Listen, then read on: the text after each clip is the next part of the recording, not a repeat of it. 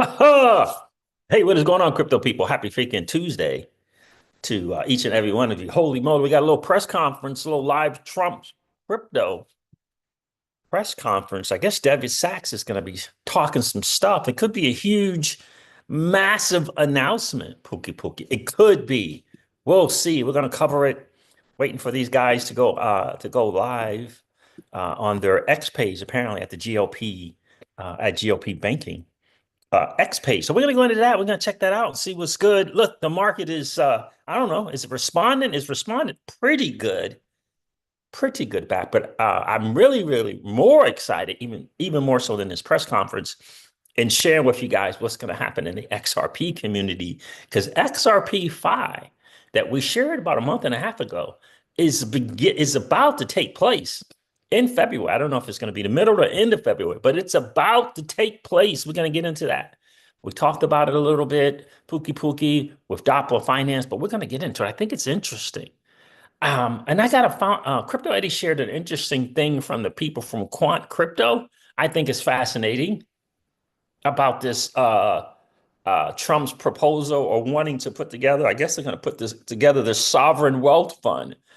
But the people from Quant Crypto have an interesting idea or perspective possibility of what that could look like in terms of XRP. It's very fascinating. We're going to get into that article as well. Initially, I was going to do like an hour stream and then cover the press conference, but I think I'm just going to cover the press conference and then we're going to talk, because I think talk things XRP, talk all things Flare, because I think those things are going to be significantly more important. So right now, the conference still is not going on as of yet.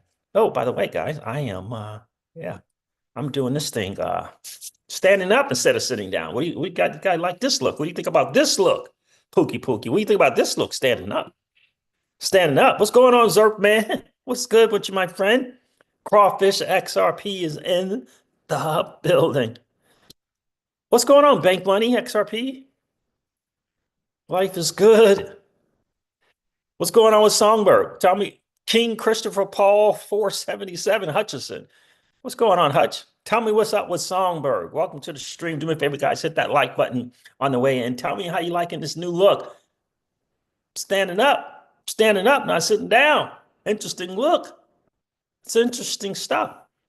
Flare is on the way providing some staking and some yield and some liquidity staking for XRP holders, but XRP 5 is actually going to be started by another DApp project, actually on the XRPL. Interesting. More choices are better than less choices. This is what I'll say.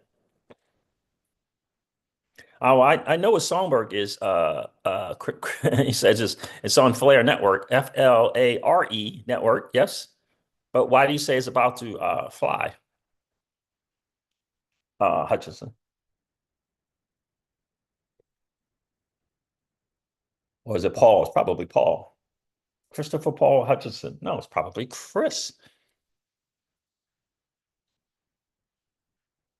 But why do you think it's about to fly, bro? Let us do share. We're big Songberg and FLR family over here for sure. So the conference thing, this thing here, it's they're still not up. It's 11. It's 1:40 or 2:40 Eastern, and they are still not up and running. Still not up and running. Yeah, let me know what you guys think about this whole um standing up thing. What's going on, Auntie Val? How are you, my friend?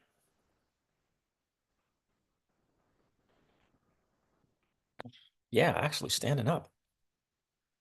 Yeah, right. Well, no breaker. We got that tuned up. Hopefully, we'll find out when they do go live. I appreciate you checking in. We're gonna check into this conference from David Sachs. See what's good. See if there's anything that you know will spur on the market in the digital asset space. We'll see if it's going to do that. But yeah. Oh my gosh. Yeah.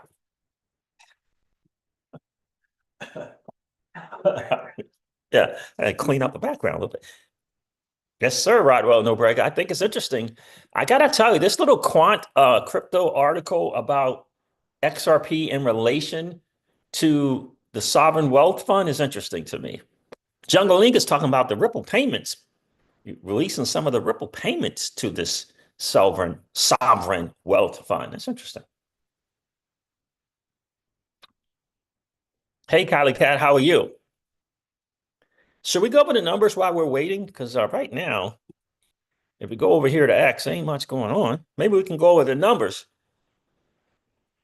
Guys, do me a favor, hit that like button on the way in. That'd be super, super cool. We always like to have just as many likes as we got viewers in the stream. No one is commenting on the fact that I am standing up. Can someone comment on the idea of me standing and not sitting? Huh? Can you guys, do you like this look? What do you think? You think it's cool or no?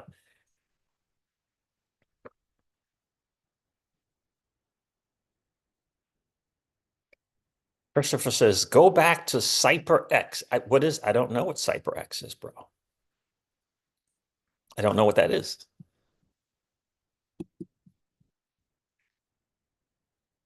So you look over here and, this thing, and do I need to click on it or something? Because it ain't nothing going on right now.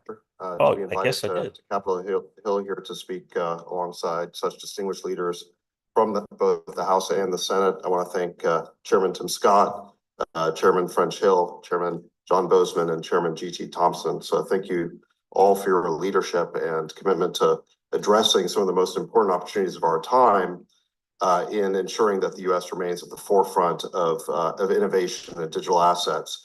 The president said in his executive order in the first week that it's the policy of his administration to support the responsible growth and use of digital assets, blockchain technology, and related technologies across all sectors of the economy.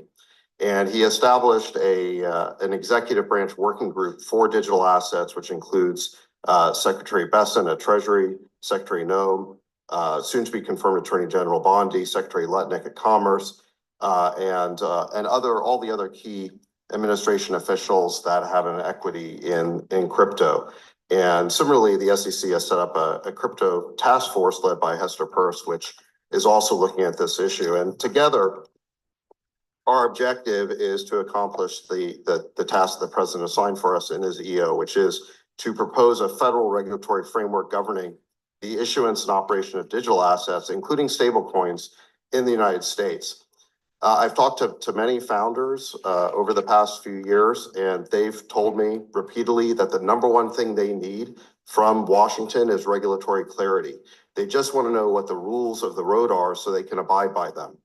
We're coming off, frankly, 4 years of arbitrary prosecution and persecution of crypto companies where the SEC wouldn't tell founders what the rules were, but then they would prosecute them. And many founders have even told me stories of being debanked personally just because they had founded a crypto company. All of this approach was driving this important technology of the future offshore, and we want to keep that innovation onshore in the US. Financial assets are destined to become digital, just like every analog industry has become digital. And we want that value creation to happen in the United States rather than giving it away to other countries.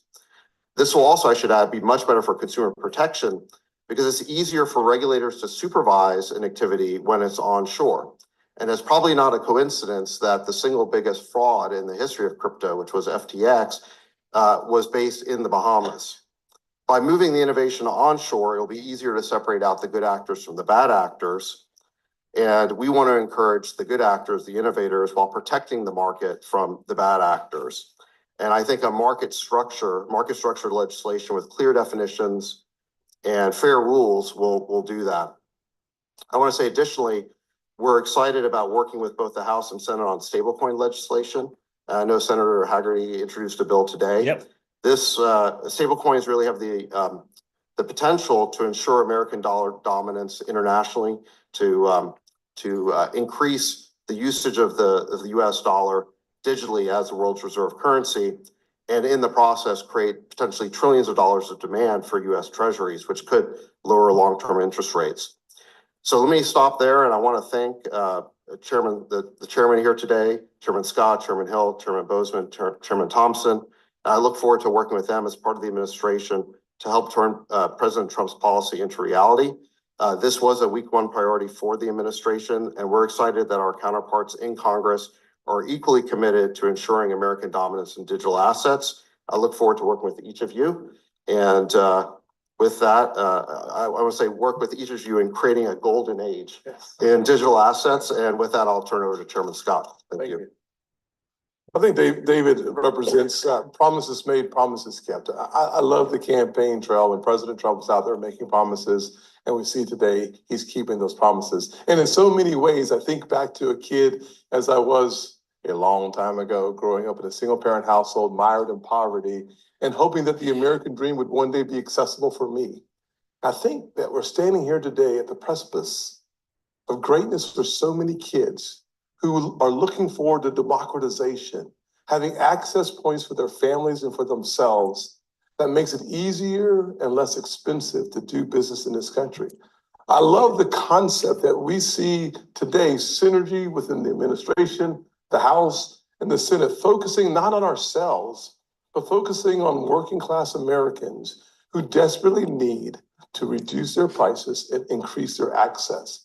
That's what the bicameral working group will help tackle. I have a pre-existing working friendship with GT and French and John. And the good news is we come together already having proven the ability to work together to get things done for the American people. It's an exciting time to be an American. And as David said, the golden age has begun. And the good news is it's going to get better. I'm excited about what we will accomplish for the American people. I'm excited about the synergistic approach that we're taking in the House and the Senate, with the White House leading the way. Next, you'll hear from Chairman French Hill. Thank you, Chairman Scott, and David Sachs, thank you for coming to Capitol Hill to celebrate with us the fact that in the 119th Congress, we have a bicameral project for both a stablecoins bill and a regulatory framework that will bring clarity to digital assets in the United States so that we are the land of opportunity, the land of innovation that we have been for decades in so many other technologies. We don't want to be behind in financial technology and digital assets in the United States, but our innovators, as David Sachs reported, need clarity. They need to know what the rules of the road are.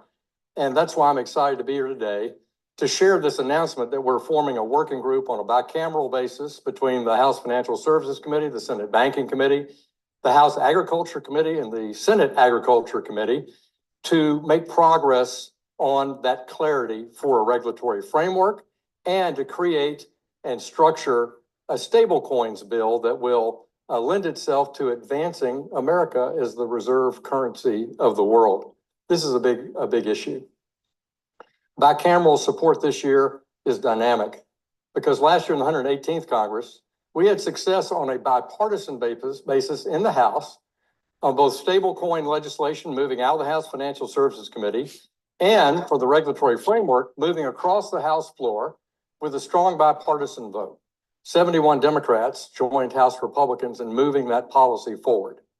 So in my view, with the wind at our back of a leader like President Trump, who knows that financial innovation, financial technology is where America's heart is, where our entrepreneurs' our hearts are, that will lead from the executive branch. And now with this bicameral partnership with Senate Agriculture and Senate Banking, along with our House committees, I look very, very forward to the success we're going to have in the 119th Congress. And let me ask my good friend from Arkansas, a fellow Razorback, the chairman of the House Ag Committee, John Bozeman. We're all still excited about the big Kentucky win. So it's good to be with you all. We've been working hard on this for the last 3 years. And we've had our ups and our downs. When we started working on it, crypto was gaining popularity. And then with Sam Bankman-Fried and other things, it seemed like perhaps it was in trouble. It's rebounded though, and it's bigger than ever. So our goal is to make sure that consumers are protected, make sure that the industry, in order for it to grow and be able to offer all of the things that it does offer to the various disciplines that are out there, whether you're a bank or whether you're investing a client's money for their retirement or whatever, you've got protections, there's structure in it, and it will allow the industry itself, because it is regulated, people have confidence in that, to grow. It's a little different than our normal situations in the sense we've got these jurisdiction things. So I'm the chairman of VanEck. You know, why am I here? Because we have the Commodities Futures Trading Commission, and some assets are commodities, some are securities. So the SEC has jurisdiction over the securities, CFTC has jurisdiction over the other. So the idea that we're working together, again, we've all been working separately. We've made progress over the last several years, but working together now with purpose, and then also having the White House, having the czar over here, again, to visit with him and really set up a structure so that we can get a final structure to make this thing work is very, very important. So I appreciate Senator Scott, I think, really coming up with that idea. And I think it's a good one, and we're looking forward to actually get some things accomplished in the next several months.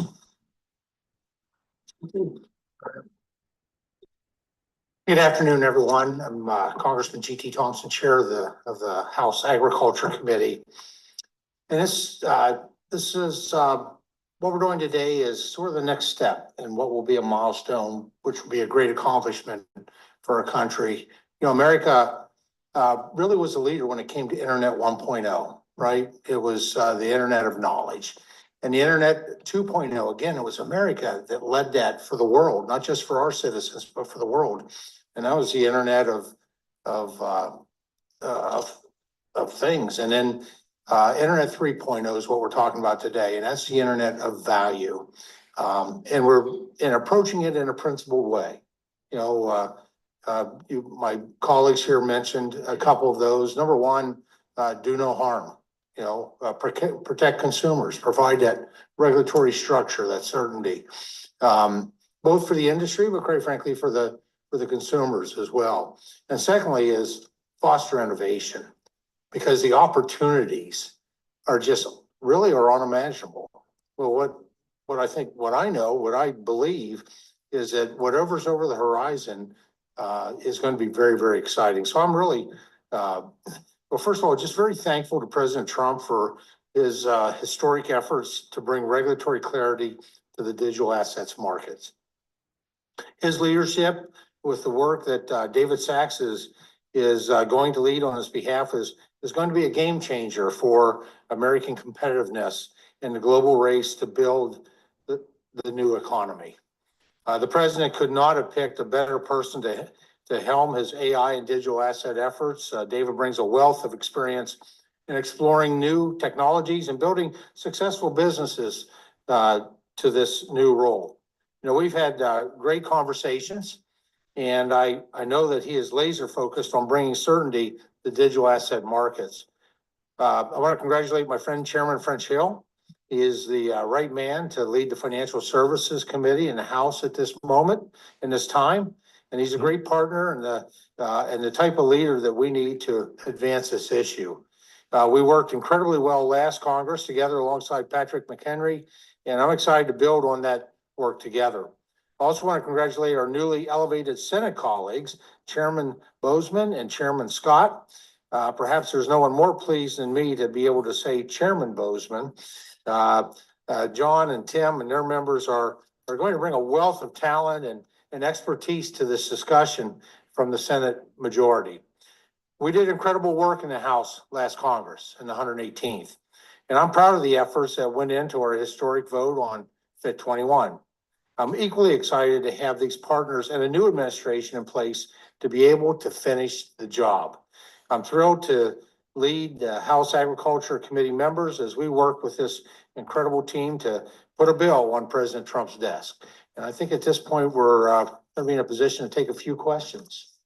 Thank you, everyone. We're going to take some questions from the crowd. If you direct your questions Can you please say your name and the outlet? Emily, we'll start with you. Emily Wilkins, CNBC. Thanks so much for holding this today.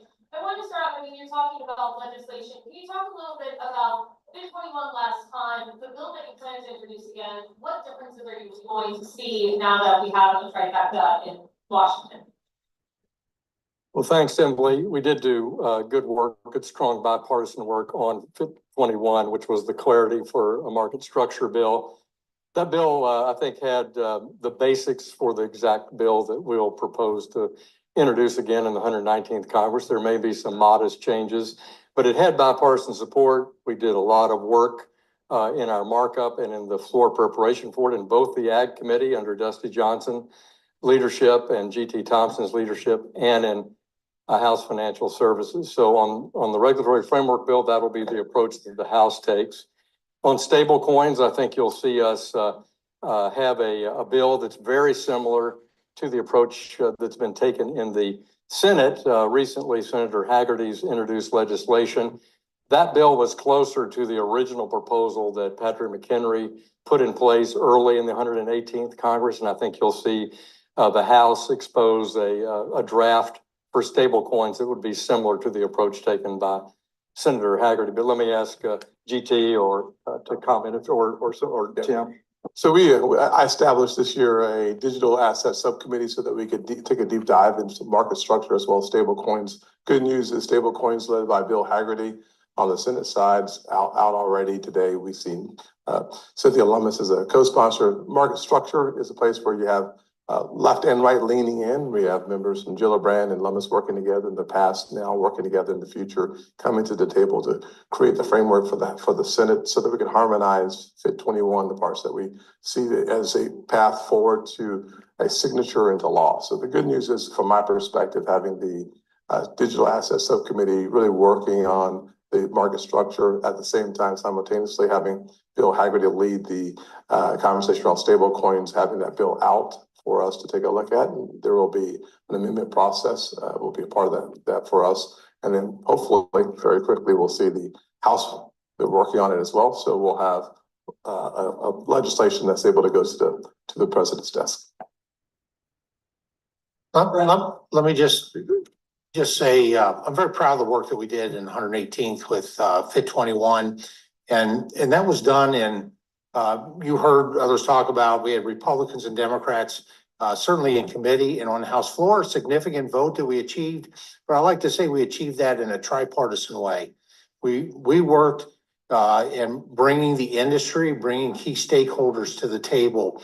And so I look forward to, quite frankly, on working with my colleagues here and President Trump to continue that process of refining what we do, whether it's market structures and the other aspects of this bill. Freddie Peterson with National News. I wanted to ask if you all are thinking about making changes to anti-money laundering law as a part of this push, given the concerns we've heard about banking, the crypto sector, and beyond, and the broader concerns about money transfer licenses and the sensitivities of AML. Yes. We're certainly open for discussion. One of the things that the subcommittee will take a look at is the whole playing field. I mean, at the end of the day, to get all of our members on board, we're going to have to be open to comments and thoughts on the issue. I think we're in a good place. The Bank Secrecy Act is something that we've discussed with the other side. They have a focus on it. I think that the broader conversation should not be about digital assets alone. It's about bad actors doing bad things by any means necessary. And so having that conversation from a panoramic view and not simply from an digital asset perspective is going to be important for us to get to the end of that conversation. Brendan, I would add, having been the subcommittee chair in the last Congress, and Brian Stiles is going to have that mission this time. He'll do an excellent job, I think, on the market structure bill and the stablecoin bill as it relates to the security aspects of it. We were very sensitive in the 118th Congress about the law enforcement aspects of digital assets, not any different than we are about any other means of transfer of or payment method, whether you're talking about cash or the ACH system or real-time payments. This is an important point. I agree with Senator Scott completely. We'll listen to our members. But in the drafts that we pro-offered last year that, as I say, we had bipartisan support for, they had strict AML standards in them for this digital arrangement for digital assets that are not unlike the requirements out in the analog financial services space. It's why we call the bills fit for purpose, because this is not an intermediated form of finance anymore. And so these laws have to reflect how transactions are conducted. But it's AML and BSA are important for every member on both sides of the Capitol. Thank you for doing this. For both of the stablecoin and the FIT bills last year, I'm just curious this year whether you have the idea of the timeline when you expect to get those work through Congress, and then also could this ride along anything like the farm bill, for instance, in the agriculture section?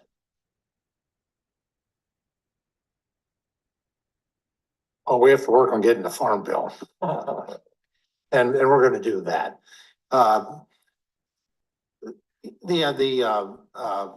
The time-wise, I think one of the most important things we're doing now, with every Congress, we have new members that retire or are defeated, and we have new members coming in. So we're starting that now and have started member education. And quite honestly, crypto is not the easiest thing to wrap your mind around. Not everyone comes into Congress with a good, full understanding and a thorough knowledge. And so member education is what our first goal is here. And then how it times up, it is, I think we've shown the ability to be able to move a market structures bill, well, FIT 21 as a whole, out of the House in the past. I think we're probably in a really good position to, when we conclude our work and preparation this time around, to be able to do that. So I don't see this being attached to a farm bill. Thank you. Hang on one second. And I would say, if I was thinking about this a little bit, I think what we have is an opportunity to get things done. My theory is the first 100 days of a new administration is important.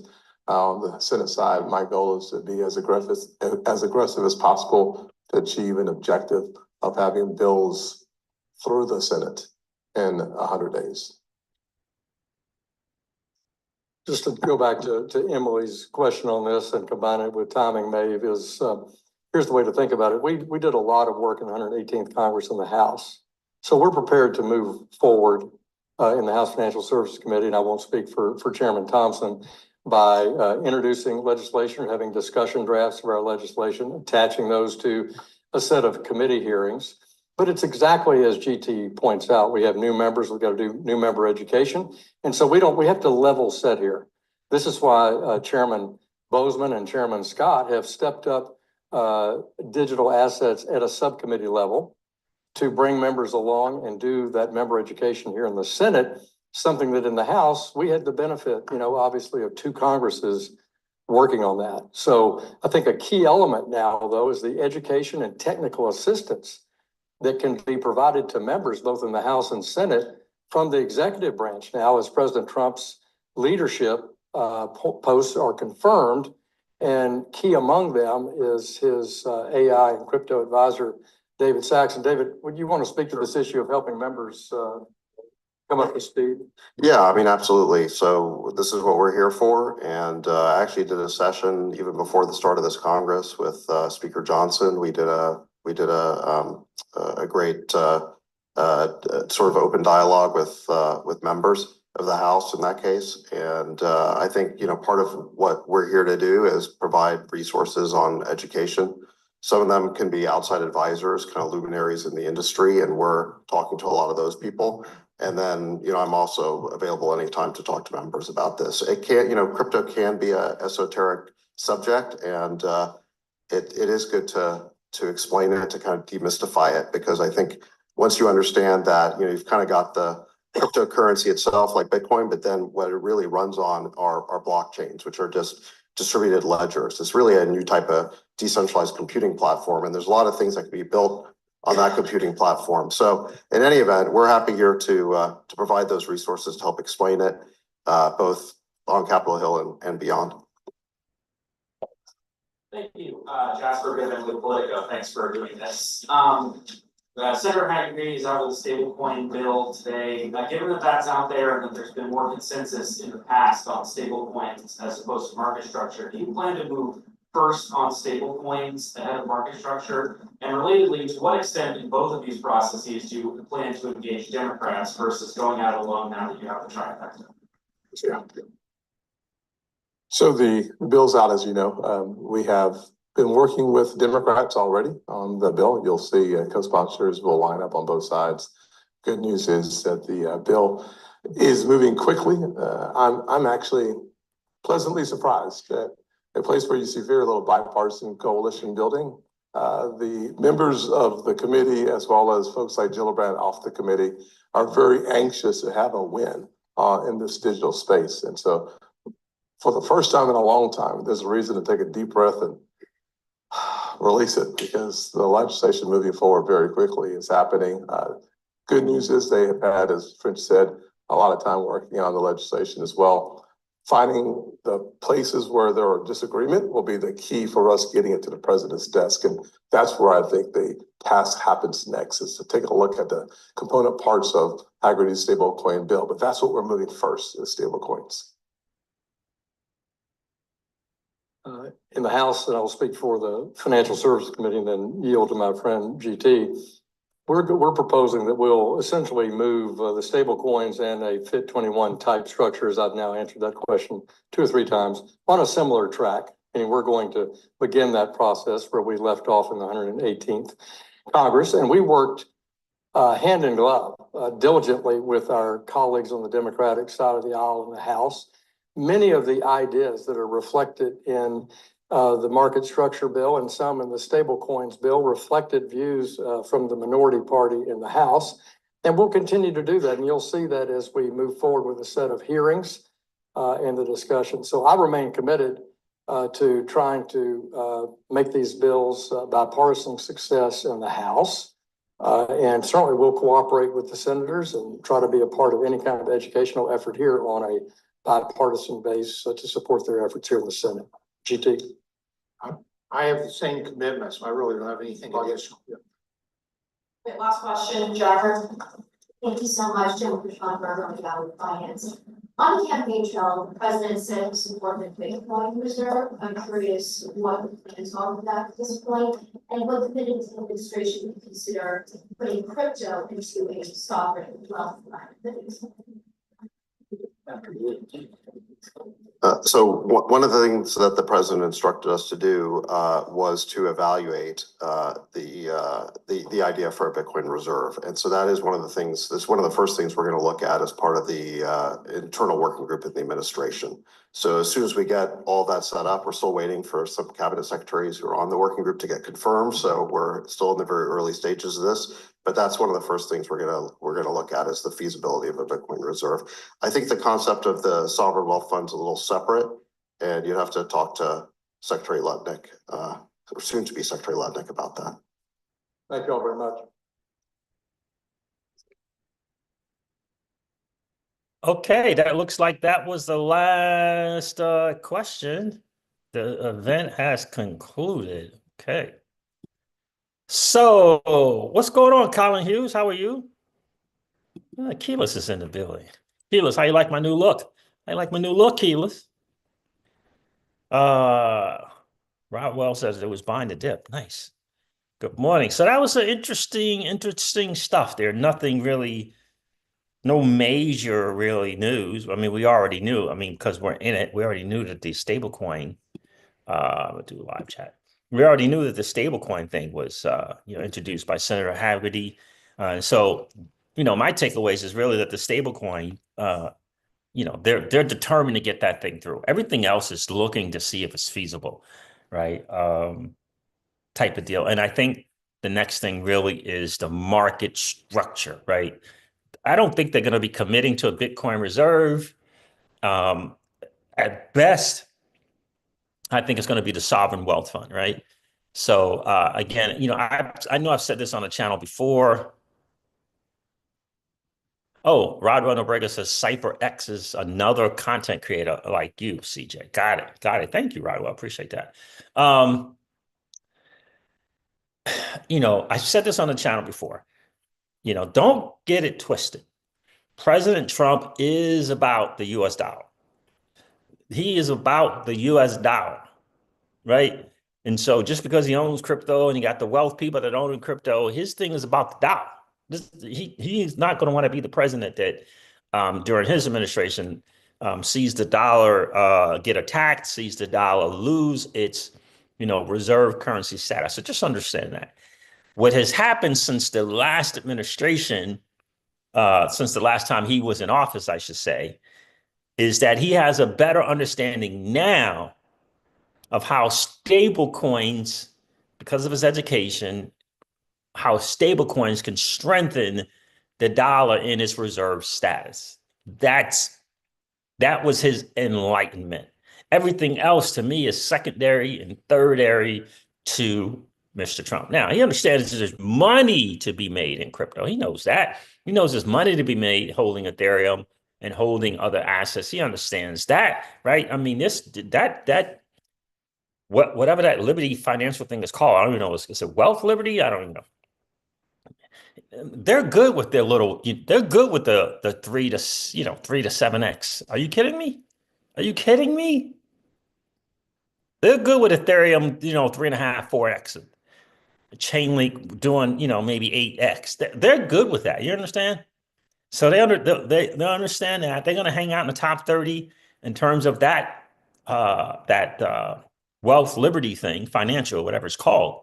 But in the end, it's about making sure that the dollar does not lose its reserve status, that does not get attacked or threatened in any way.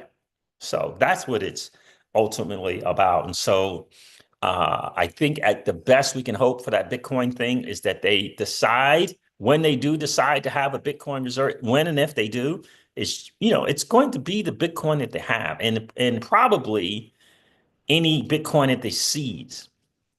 That's my guess. I don't know about taking dirty, nasty fiat or doing something, changing the gold value over. I don't know if they're going to do all of that. I know Senator Lummis believes that can happen, but I don't know if the current administration agrees with that.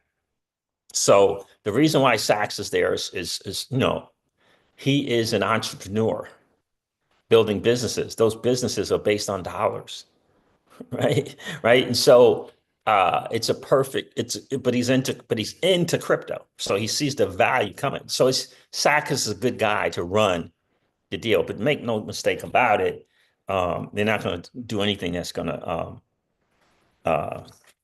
take away from the strength of the dollar being the world's reserve currency. And Bitcoin won't do that. Certainly does not have to do it, but they're not going to implement anything that, even opens a window to that kind of idea or notion. You can forget about that. You can forget about that. President Trump's not going to do that. It's no way. Absolutely no way. So, and there's value to be had by holding Bitcoin without attacking the dollar as the world's reserve currency.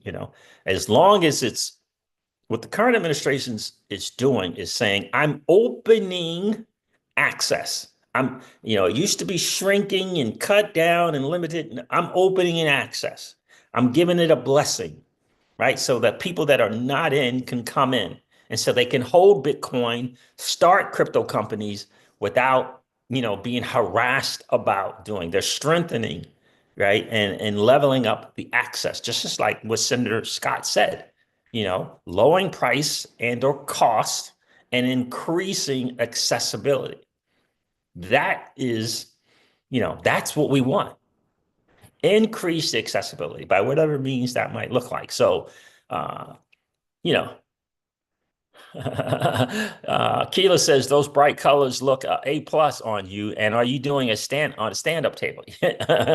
Sort of. No, I don't have a desk, but yeah, I kind of rigged some stuff together so that I could stand up. So was dealing with some lower back issues that I have been dealing with for on and off for years. So we're looking into a couple of desks that we're going to get stand-up desks because Miss CryptoCeej is a content creator as well. And so, with her business. And so we're looking into that for sure. Colin Hughes says, I agree with you, CJ. The sovereign wealth fund will be the one to watch. 100%. That's the big deal. And to get a digital asset in that is massive. I think that, quite honestly, is the one. Oh, you have one. Really? Which brand? Can you share what brand you have? Because, we're always, get on Amazon, you don't know what to get. What brand of the stand-up desk do you have, Keyless? So, the sovereign wealth fund, I think that's the one. I'm going to share an article from Quant Crypto that I find to be really, really, really fascinating. Anyone else got any other comments on this little thing here? I agree, Rick. How are you, brother? Appreciate you checking in. Rick Cisneros, lots of nothing burger. Yep, indeed. B, is that B or B bless? I guess that's B. What's going on, B? Marquise, you checked in, my dude. I missed you checking in. What's good with you, Marquise Landon? How are you, brother? The Ripple dollar will be the one to support the dollar. Yeah, I look. I don't know, man. I don't know, man. Look, uh, Colin, I think you were around in checking in on this channel during President Trump's last administration, right? And so you probably remember the live streams where I said time and time again, how is it possible that then President Trump is going to allow the UAE, Singapore, other parts of Asia, and Saudi Arabia to leverage, excuse me, not level, to leverage Ripple's technology, an American company, let me say it again, an American company. I said, there was no way in heck that then President Trump is going to allow these other nations to leverage the technology from an American company and not take advantage. There's no way. Well, that past Trump administration came and they went.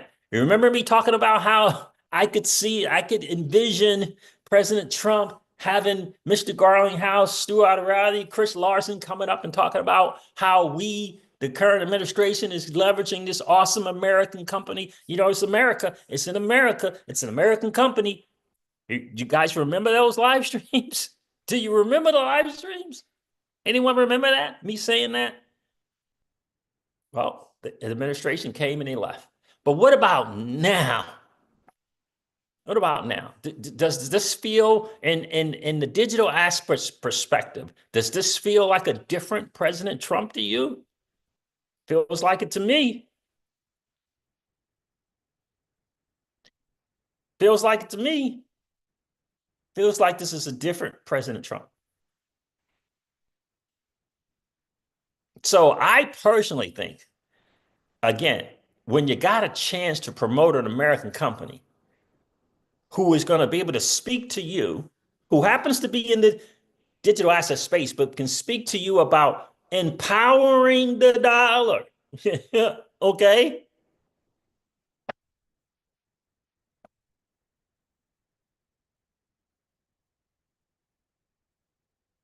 Yeah, that's a big deal.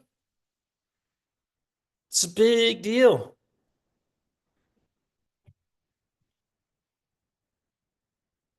The Ripple dollar is going to promote, the demand for treasuries and all that other kind of stuff. That's great for US, man. I mean,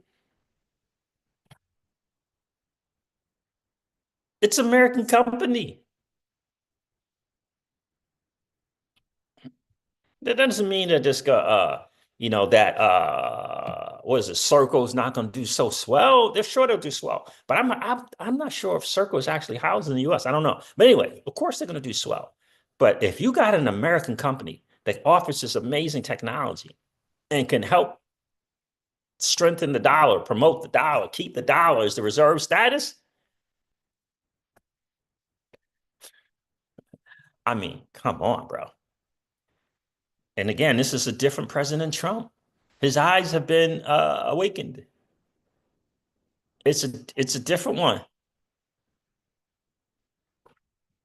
Oh, I don't see a link, Keyless. No link. I don't see a link. Can you try linking it up again for me? It might be my chat. I think I saw that one. Yeah, I need, because as soon as you mentioned, I don't use the roles, but they came with them. I think maybe that's the one. Yeah, can you share a link? Oh, cool. Thank you. So that's kind of,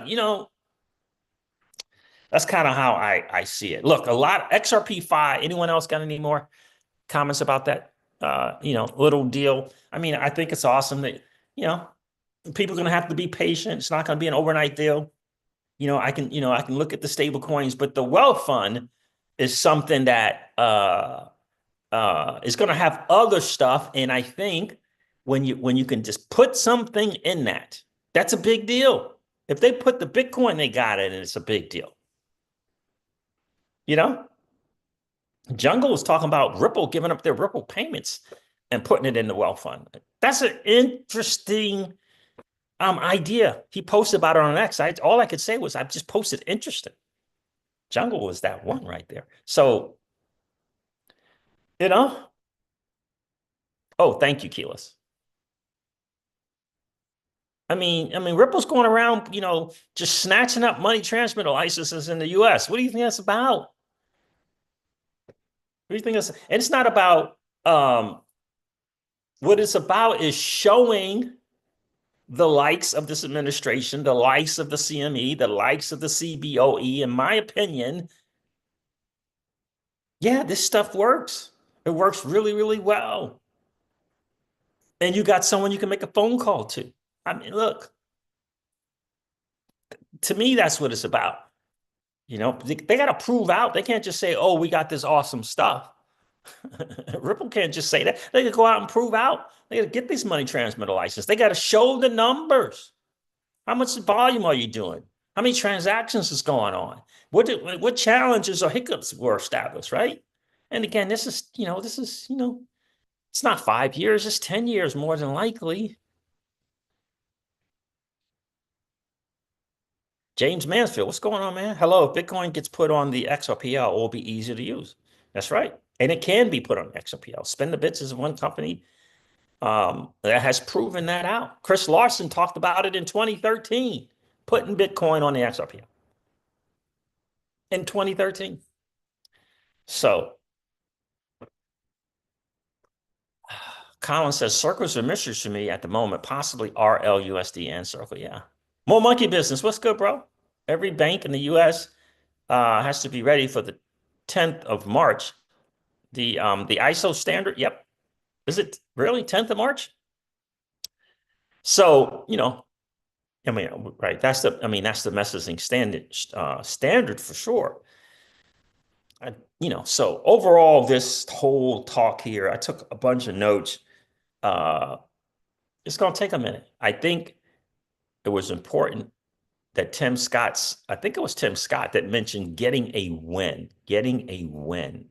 and in Congress is going to be a big deal. And it looks like the one that has the best chance to get the dub is going to be stablecoin legislation. It's going to be stablecoin legislation. I don't care.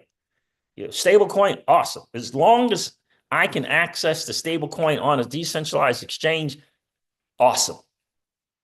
And I think this is where we're going. I think this stablecoin thing is going to be big. And the Ripple dollar, we're going to see. Ripple's got a little bit of competition over at the folks on Ondo. Just understand that. Just, Ondo's up and running, got the old USDY and the old USG. You understand those things up and running. So just understand that. And they keep rolling out, some big time players in terms of partnerships. But it is on Ethereum. So there's that. And so Ripple is going to have to play to their strengths in this tokenization deal. And we'll see. We'll see how that's going to go. But I think the people from Axelar and Archax, now this guy, Austin King, they keep speaking to their belief that they believe the XRPL can be that tokenization hub. So we're going to see. We're going to see. I'm going to cover some stuff on CryptoX. We got some. Good afternoon, everyone. It's a real honor to be here, to be invited to Capitol Hill here to speak alongside. Okay, already did that. I don't know why that went up again. Let's go back here. But I want to start with some stuff on CryptoX. XRP Fi, I think, I don't know if you remember this Pookie or not, but we talked about XRP Fi like 2 months ago, maybe coming. I just didn't know when it was coming. Then I got the word today from Crypto Eddie that it looks like this XRP Fi is coming in the first phase of this. We're talking on the XRP ledger. Okay, on the XRP ledger, it looks like that's coming in February. Maybe let's do that first. Let's go over to well, let me do this. Chad Steingrabber put this out. VanEck releases American Crypto Index. It's MAGA 10. MAGA 10 is the index is called.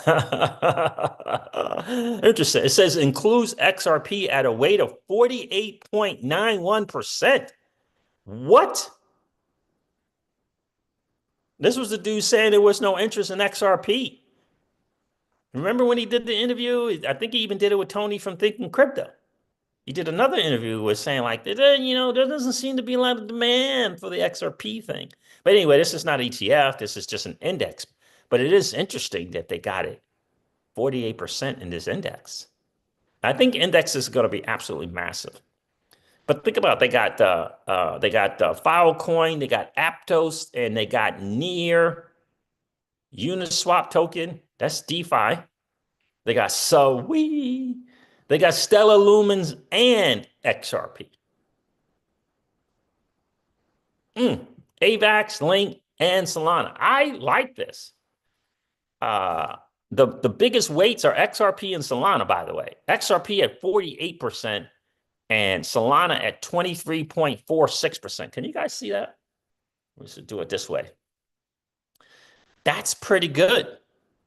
This is an index that a lot of people, I'd rather be in this than in some ETF.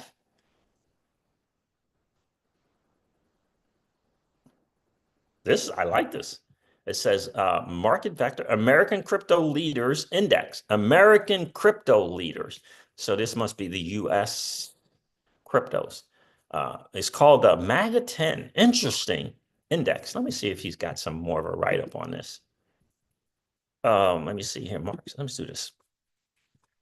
New launch today, MAGA 10, make indexing great again. We're excited to introduce the MAGA 10 Market Vector American Crypto Leaders Index, giving investors a new way to watch, track, and build. Okay, watch, track, and build products on the growing U.S. crypto narrative. A rules-based index tracking the top 10 largest and most liquid U.S. domiciled digital assets. Interesting. Okay, got it.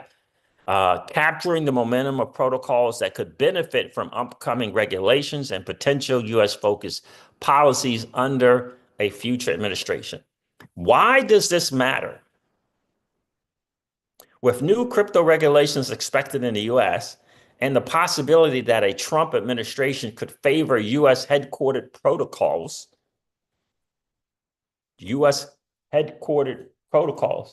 again, this is a move by Trump to get these American companies that are abroad back in the freaking States where, quite frankly, they belong, benefiting the American people.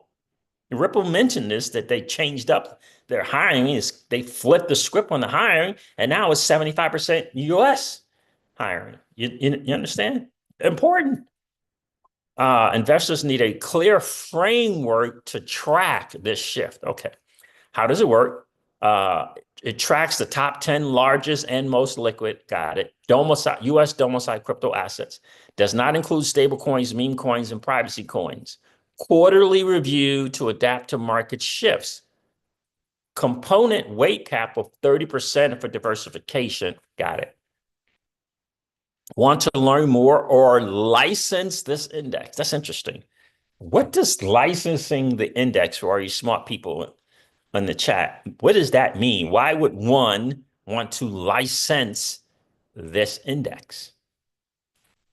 It's interesting that they tagged David Sachs in this and President Trump and Elon Musk in this post.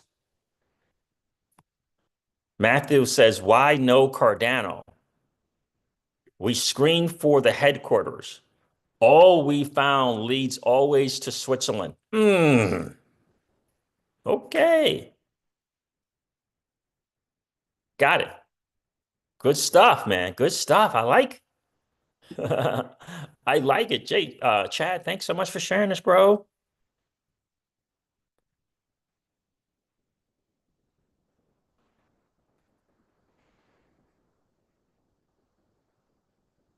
Someone is not excited about the index. Just as there are now more recipes than the ingredients, there are now more ETFs than stocks in the US. If you don't like what's on the menu, don't order. That's right. There you go, Matthew. Tell them, bro. Tell them. So that is fascinating. I wanted to share that with you guys. I thought it was something different, but index, people start stuff off these index C's for sure. But these weighted baskets of assets, I think are going to be important.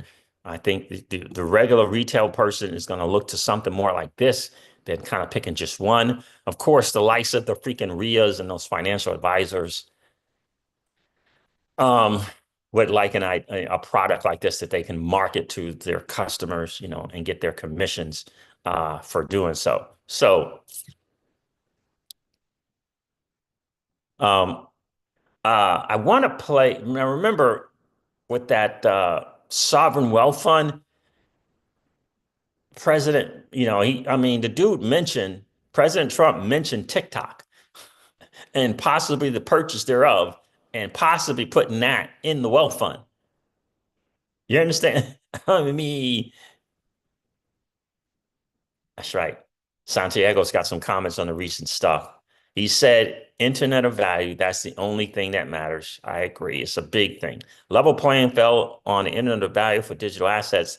These guys have been briefed on the proper nomenclature and the real goal. He said TikTok. Now, I don't know if that's the clock TikTok or he's talking. Yeah, it's not TIK, okay. So Elena Terra shares her takeaways. Let's see what she had to say about this real quick. House Financial Services Committee, House AG. Okay, great. Committees are forming a bicameral committee to lead regulation where they prioritize stablecoin market structure. Yep, great. We read that. It says he plans to be as aggressive as possible to have bills. That was another important one I forgot to note. Senator Scott looking really to get something done in the first 100 days. I think it's important. I think it's really, really important. It's going to be the stablecoin thing. But FIT 21, I think, look, that's something that they want to get right. And it's not going to be perfect, the first iteration, obviously. But the thing that they put out and pass into law, they got to check a lot of boxes. They want to be like 90% right on that, right? At least 90%. So yeah, this is really good from Eleanor. Maybe I'll share this later, but I forgot about that fact there. The first 100 days from Senator Tim Scott is going to be big. And I really want to cover this XRP file. Looks like it's coming in February, guys. At least the initial phase of it is coming in February. We're talking this is on DeFi on the XRP ledger. Rick says, no, that's right. I was wondering if anyone's going to catch that. Rick says, CJ has the Max 7, LOL. That's right. That's right. That's right, bro. The Max 7. Colin Hughes asks, CJ, is it possible to do XRP swaps to RLUSD on Zamin? Yes, sir, it is. It certainly is. More Monkey Business said, put some DNA on that like button. I like that. Put some DNA on that like button, family. Guys, do me a favor. If you didn't get a chance to hit that like button on the way in, no worries. Just collapse the chat. And like my guy, More Monkey Business says, and go put some DNA on that like button. And listen, if you happen to be in the 55% or so of people that are hanging out, listening to, and watching the Crypto Siege, do me a favor. If you've been enjoying those hangouts, please consider subscribing to the channel. We got a mad goal to get the 9,000 subs by the end of this month. I know we can make it happen. We're close. We're so very, very close. Then I'm going to dip my toes in the freaking interviewing thing. Oh, that's going to be something. I'm going to dip my toes in that interviewing. Yeah, bringing you some good guys in the interview thing. Have to learn from my guy, Solomon. Have to learn from my guy, Tony from Thinking Crypto. But yeah, I'm excited about going down that route as well. All right, so let's go here, see what else. I want to get into this XRP 5. So let's listen to the guys from Doppler Finance.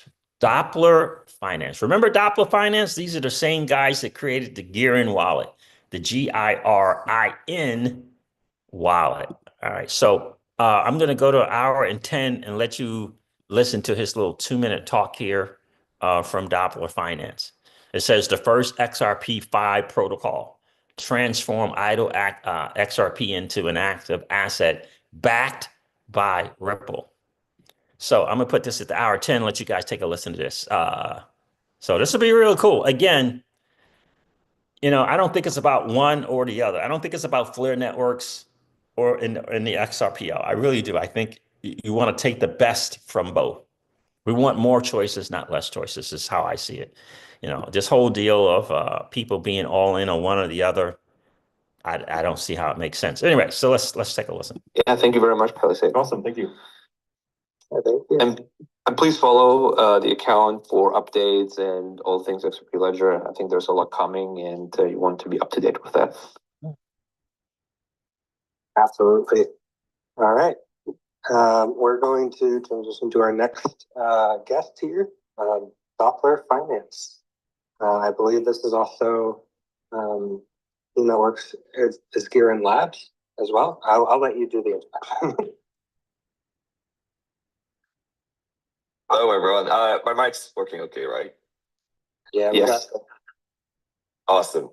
So, hey, everyone. I'm Rox from Doppler Finance, and we're currently building the first XRP 5 platform on the XRP Ledger. And basically, our whole mission is to take all that idle XRP, like stuck on exchanges, wallets, and actually turn them into on-chain active assets.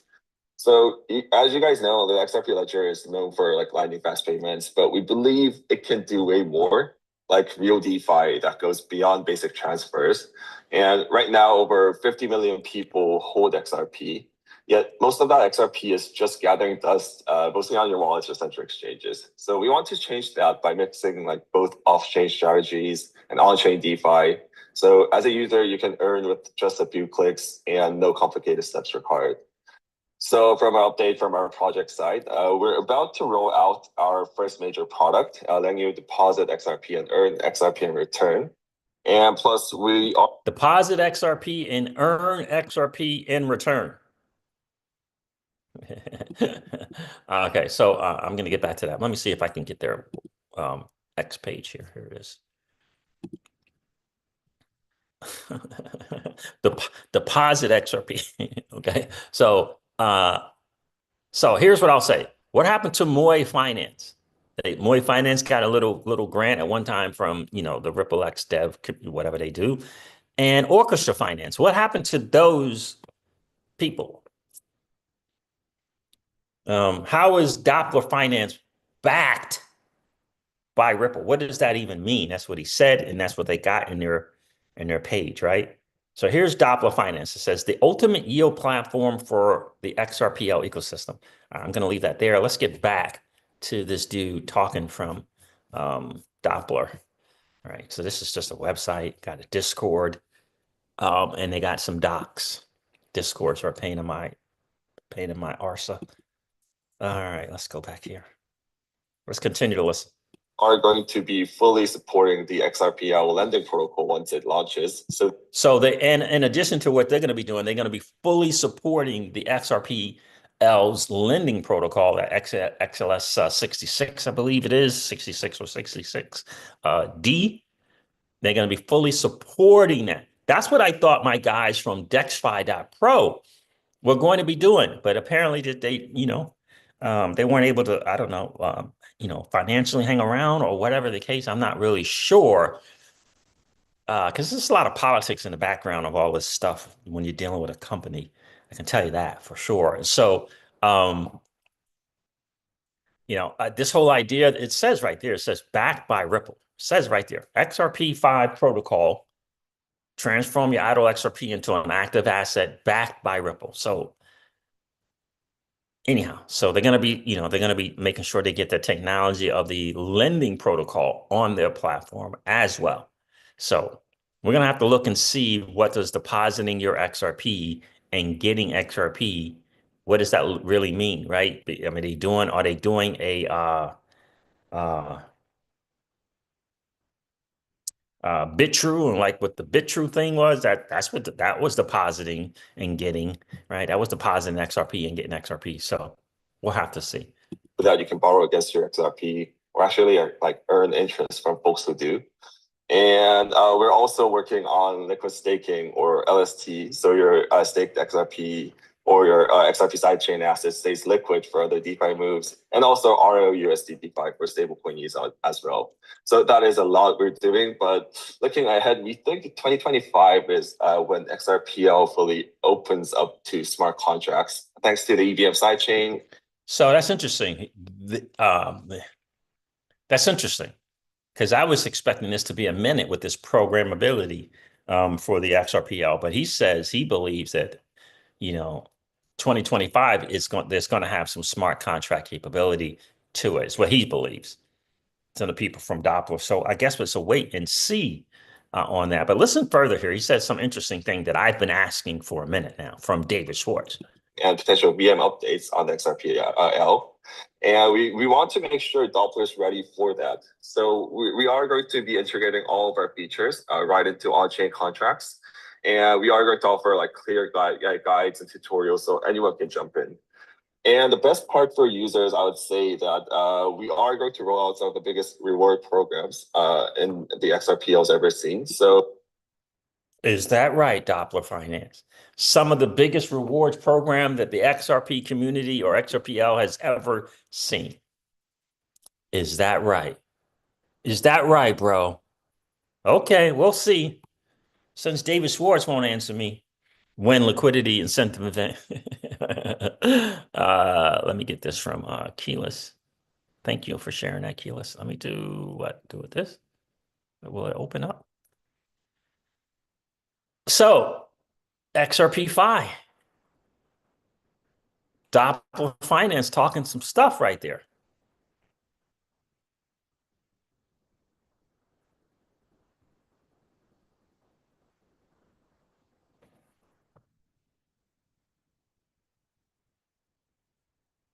Keela says easy DeFi on XRP like we have on other chains. Please, we need this so badly. Indeed, we do. Colin Hughes, you're welcome.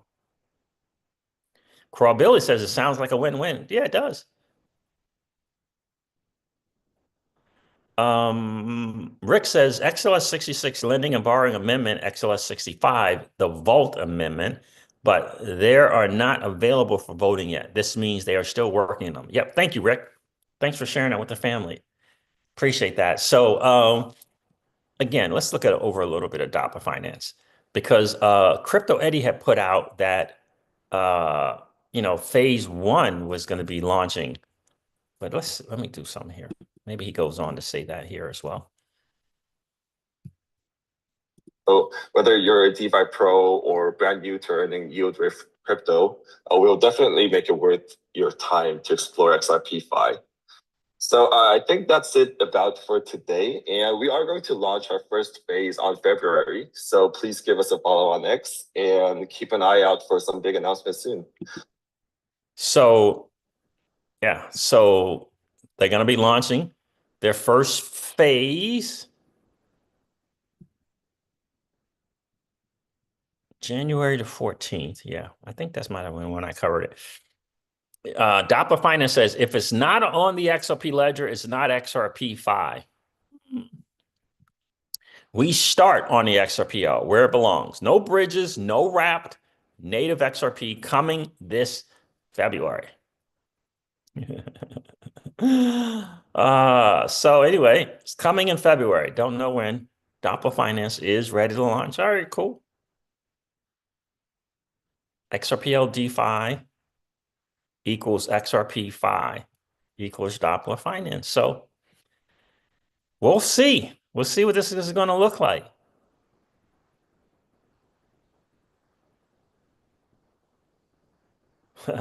According to DeFi Llama, the total TVL of the top 10 chains is 110.63 billion. Top 10 chains.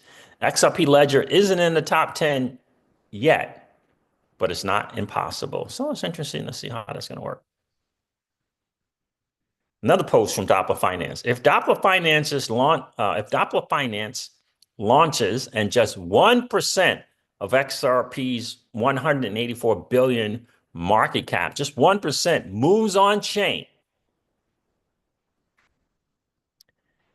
it would rank among the top 20 DeFi protocols, competing with Sui, currently ranked top 8 among all chains. And if 10% of XRP's market cap moves on chain, in the long run, XRP Ledger would surpass Solana. This is the goal. This is going to bring new devs, new ideas, more builders, all of that.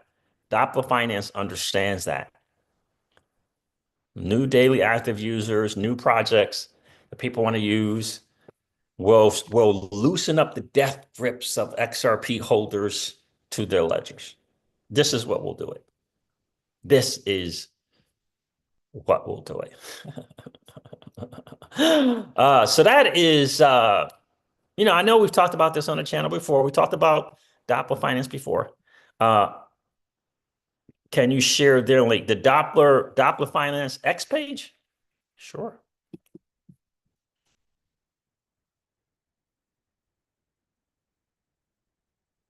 I know we've talked about them before, so now we got, we're getting closer to something that we can actually see.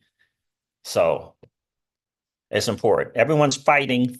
Just by the way, a lot of people are fighting for the liquidity that is the XRP and the XRP ledger. Just understand that. Remember, we listened to Austin King from Omni, right? Omni Labs, co-CEO or CEO of and Omni Network, the creator of the ILP, Austin King, the Interledger Protocol.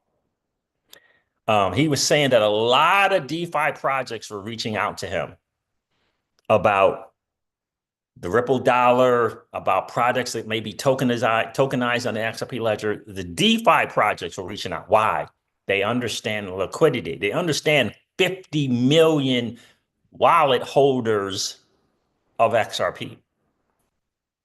They understand. So just understand that. Kayla says, I have that death grip you're talking about, CJ. Very scared for me to move XRP anywhere. Yeah, I hear you. And it's not scary. It's the lack of skills to do so, right? Once, right, my mentor used to say to me, it's not risky investing. It's less skilled investors. You gotta amp up your skill set, right? I was just talking with a dude at the gym. Anyway, I was talking to this dude at the gym, right? He's in crypto and he's taking notes in the gym. I'm telling him about how to lend and how to borrow, right? I'm telling him how to get into liquidity pools and the difference between one pool and the other pool. I'm telling him the difference between, I'm telling him, look, you can earn money in the bear market. You don't have to be, woe's me. If you know what you're doing, you can earn money in the DeFi. You can increase the stack of your stable coins in DeFi. So anyway, right, it's skills, right? But he's only been in since 2022. What is he gonna know? You know what we say on the channel? It takes 5 years to even figure out what it is that you're in. He's still got a couple years to figure out what it is that he's in. He don't even know. He don't even know that yet.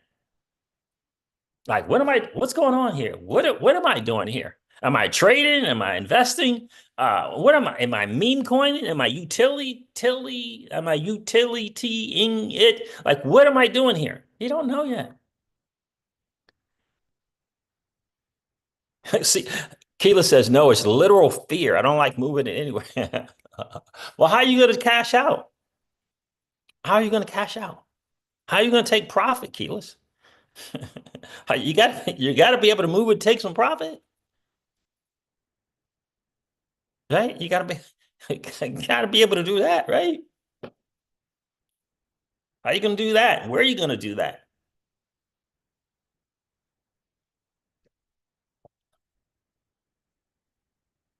So you've cashed it. So you've moved it. Oh yeah, you don't have to be afraid to hold it. I mean, I'm sure you got some pristine self-custodial, you know, prowess to you. I'm sure you got that.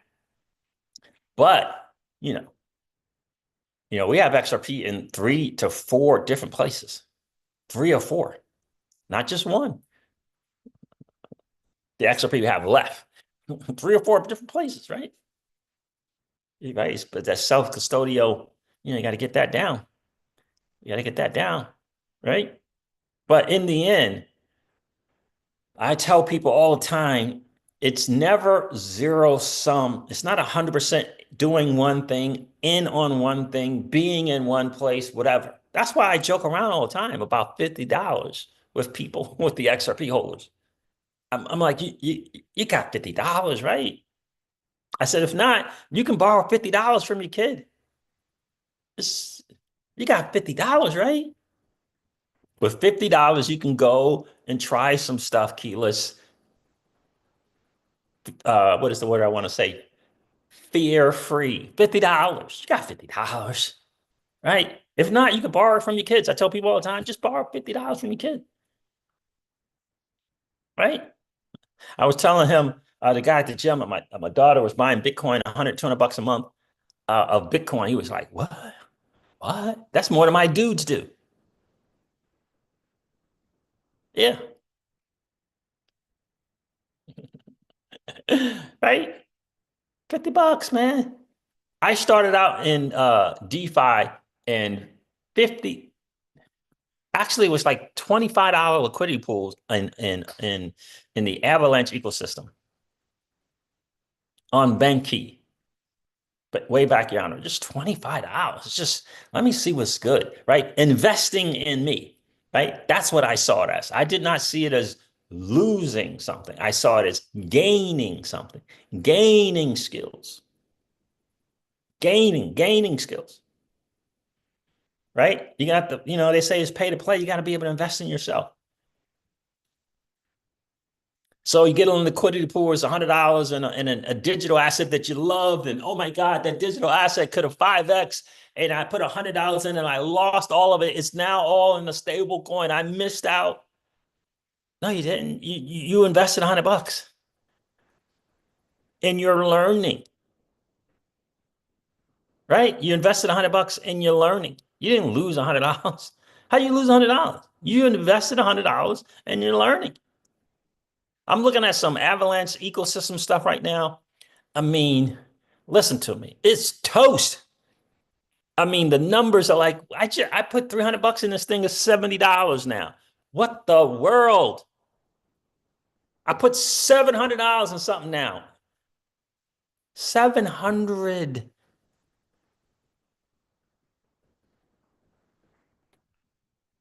And because I did this move and this move and this move, it ain't worth $700 anymore. That's education. That's education. Right? In a world where you can go out and make $30 to $50 a day in your spare time, what's $700?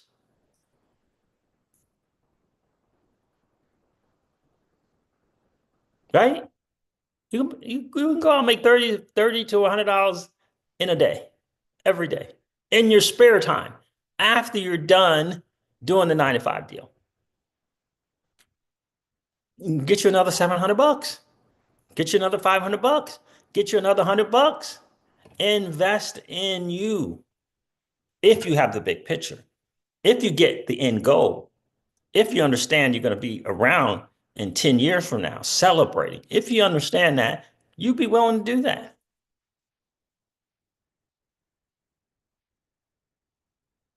You understand?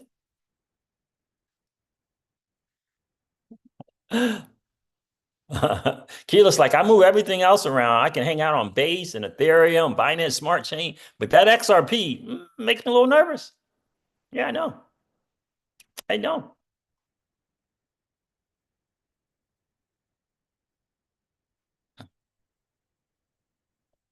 Yeah.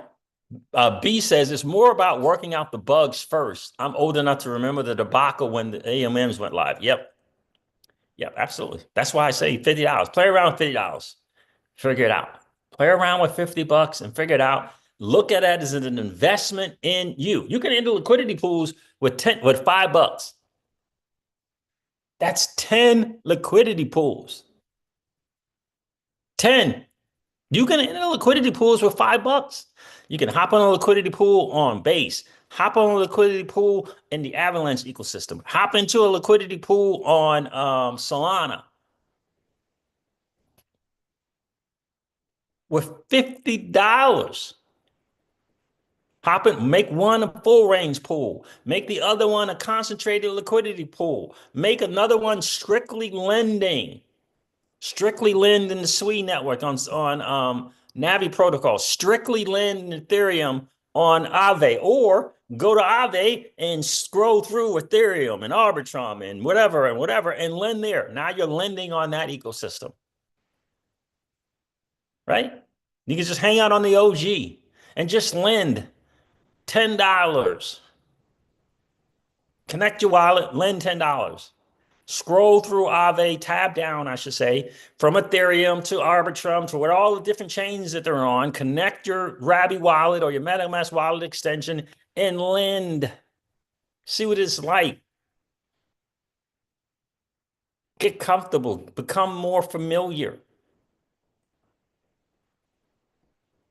I was telling someone the other day that it was $3,000 somewhere that I'm like, oh, I completely forgot about this. It's $3,000.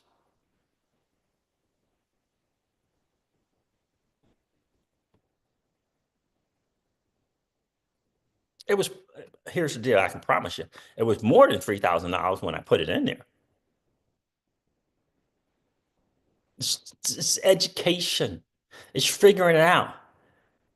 It's like, you know what, probably maybe make a couple of notes that you got something somewhere. Maybe put together a little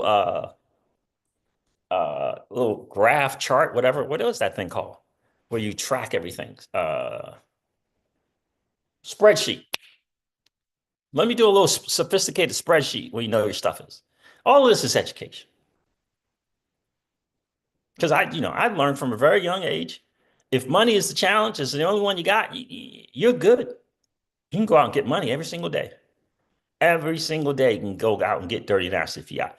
Every single day. $3,200, $30 to $200 every day. I show people how to do it all the time. You can do that every single day. In 30 days, you got $900. At 30, I think that's 900. What's 30 times 30? $900. For your education? Surely you got to be more invested than you. Surely you value you to, consider something like that. Surely you do.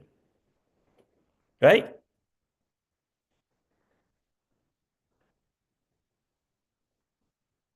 Rick says, CJ, in those early days, I never got into Celsius. Even though they were offering a big yield, I played it safe. I didn't believe 30%. I didn't believe 30%. I didn't believe 30%. I didn't believe. Well, you mean like some yield that they were offering at that time on some stables or something? Madness. Yeah, that was a smart move, right? Smart move. Smart move. The only smart move for Celsius, for me, was to take the liquidity of the yield every month and invest it. That was the only smart thing. Because you could take liquidity out every single day, every single week, every single month. Until the debacle happened, that was great. Right? So it's a big lesson. What was the lesson? All of the assets I had in a smart contract, all the assets that I had in a third party like Celsius with customer service, isn't it great? With you can email, you can call, you can text the customer, isn't it great? With the CEO, public facing CEO, isn't it great? Doing live streams every week, isn't it great? You can see the wife and the kids, and you can meet all the corporate people, and they're answering questions. Isn't it great? And that is the one that became the debacle.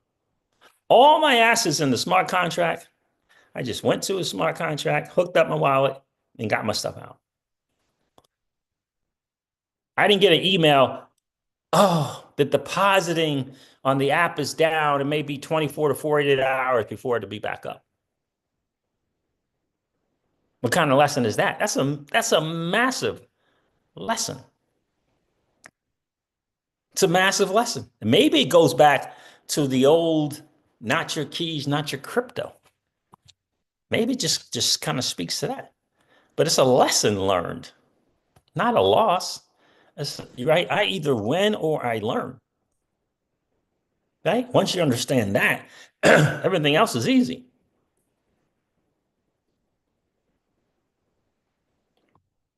Pookie keeps saying Spark Decks. Spark Decks. XRP Preachers in the building says, love your show, bro. Thank you. Thank you, man. I appreciate that. Thanks for checking in. Guys, do me a favor. Spread some of that DNA on that like button for me. That would be super, super cool. That helps to get the channel out to more people that are hanging out, listening, that are hanging out on YouTube and don't understand that there's a new financial system being built, right? They're watching, puppies and they're watching cats. You ever watch the dogs and kittens videos? You ever watch those? I love the dog and little kitten videos. They're adorable. Or you ever watch the dog and the little babies, little toddlers running around with their dogs? But I know about the digital asset space, right? These people on YouTube watching this kind of stuff, they don't know. So we can let them know that there's a new financial system being created right underneath their nose by hitting that like button. That would be super, super cool. And if you happen to be in the 55% or so of people that are hanging out, listening to and watching the CryptoCeej, do me a favor. If you've been enjoying those hangouts, please consider subscribing to the channel. We're on a mad goal of getting to 9,000 subs by the end of this month. And I know we can get there with your help, especially. Celsius was rehypothecating your money. That's exactly right. One dude over there lost his mind, made one bad bet in DeFi, and then that was it. Made it, right? Because he was hooked up with the Terra Luna thing, by the way. You understand, right? Made one bad bet. That was it. Lost 200 mil. That was it. 200 mil turned to 1.3 billion. I think it was the 1.4 billion. In the L. In the L. At one time, Celsius was the largest holder of Bitcoin in the history of Bitcoin. Yep. Largest holder of Bitcoin in Bitcoin's history. Hooked up with Terra Luna, hooked up with the boys over at Celsius. Over at Tether. Tether pulled a little hoodwink bamboozle on them and kept 6 figures of their Bitcoin in units.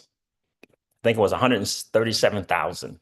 Tether's like, no, we're going to keep this.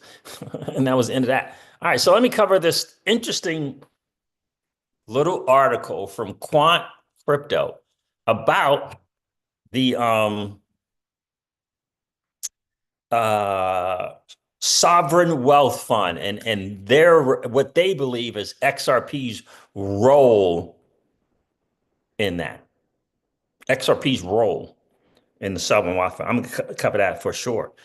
But yeah, that was a big lesson learned, right? Smart contract, baby. There was no ever a time where I couldn't deposit when I wanted to deposit, and I couldn't withdraw when I wanted to withdraw. All of a sudden, the app doesn't allow you to deposit to meet liquidations. All of a sudden, out of nowhere. What do you think about that?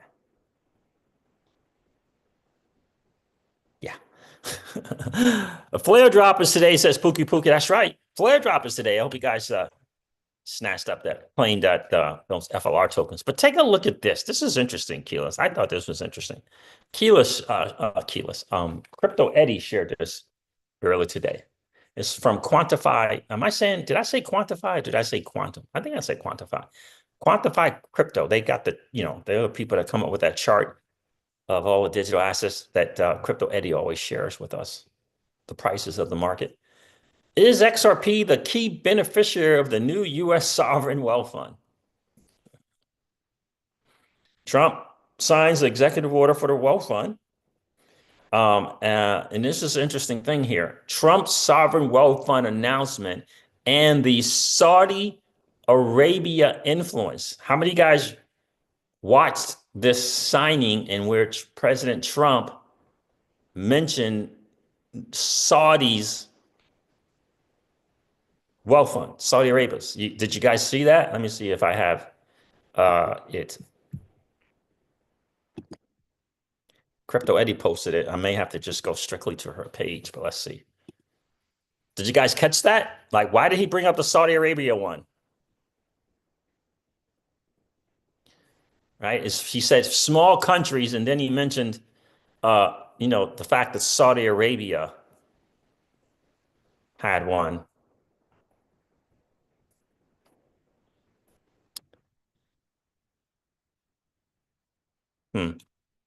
I really do want to cover this. I should leave this now. I just want you guys to listen to that part of Doppler Finance. Let's see here. This was pretty interesting when I heard. I was like, that's interesting. At first, I thought it was just going to be the Donald talking. Does she share it? Eddie is on the roll. Crypto Eddie's created an AI agent. Good for you. I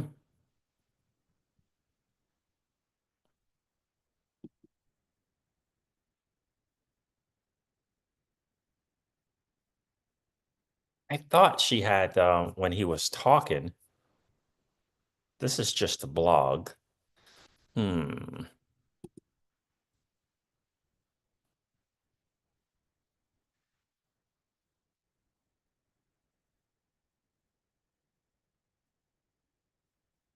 I thought I had that. That's a major bummer.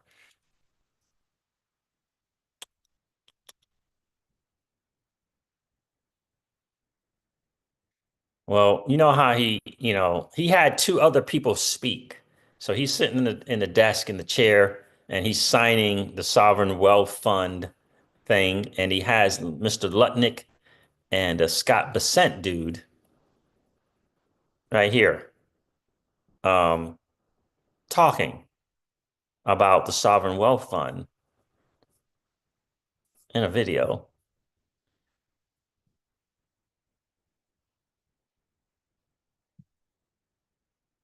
And I thought I had that saved somewhere for you guys so you could see that. But he mentioned President Trump after both people speak. I think he mentions Saudi Arabia and how Saudi Arabia had a sovereign wealth fund and how well it was doing. He said it was big, and he said that we're going to catch up.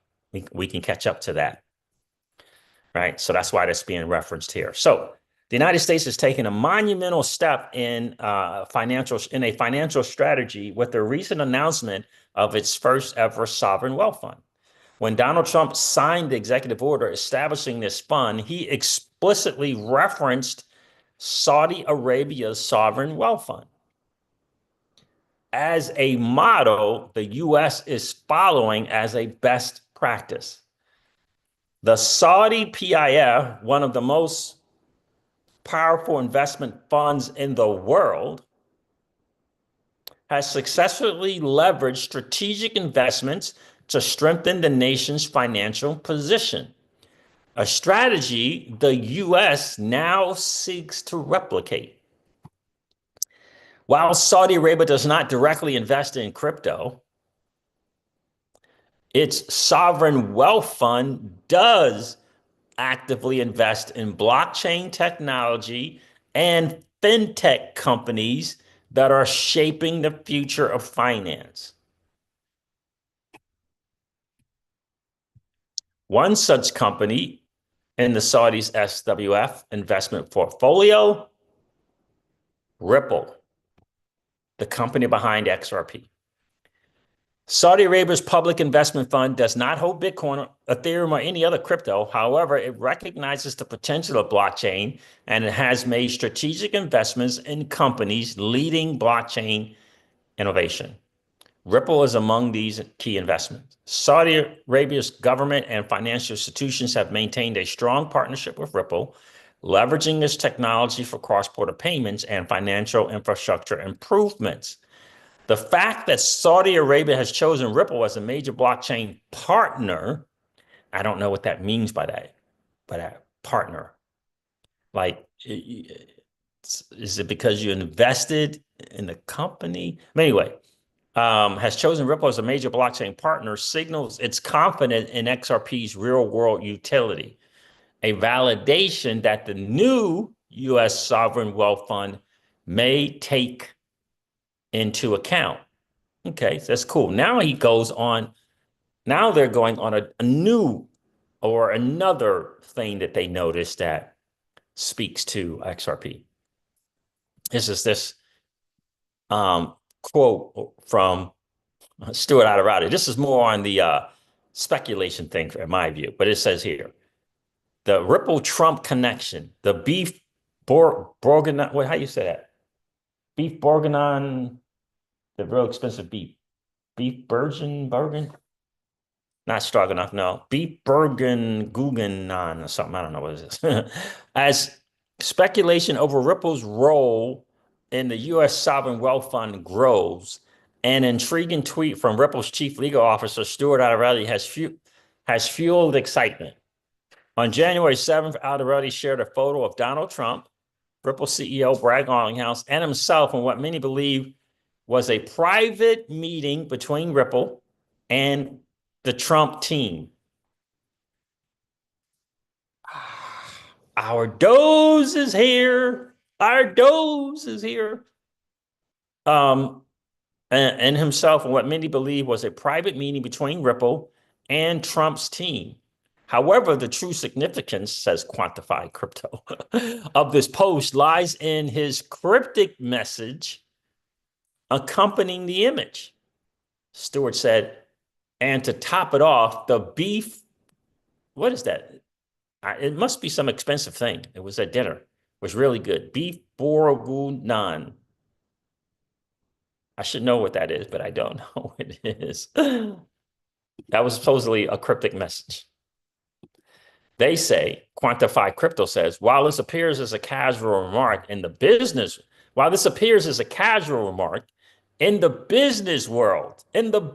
world, beef, whatever that is called there, bourguignon, is a metaphor for a deal that has been carefully negotiated and successfully completed. This is according to Quantified Crypto. This is on the speculation tip. Okay. Historically, French royalty and military leaders celebrated successful negotiations and treaties with elaborate feasts, often serving this beef bourguignon thing.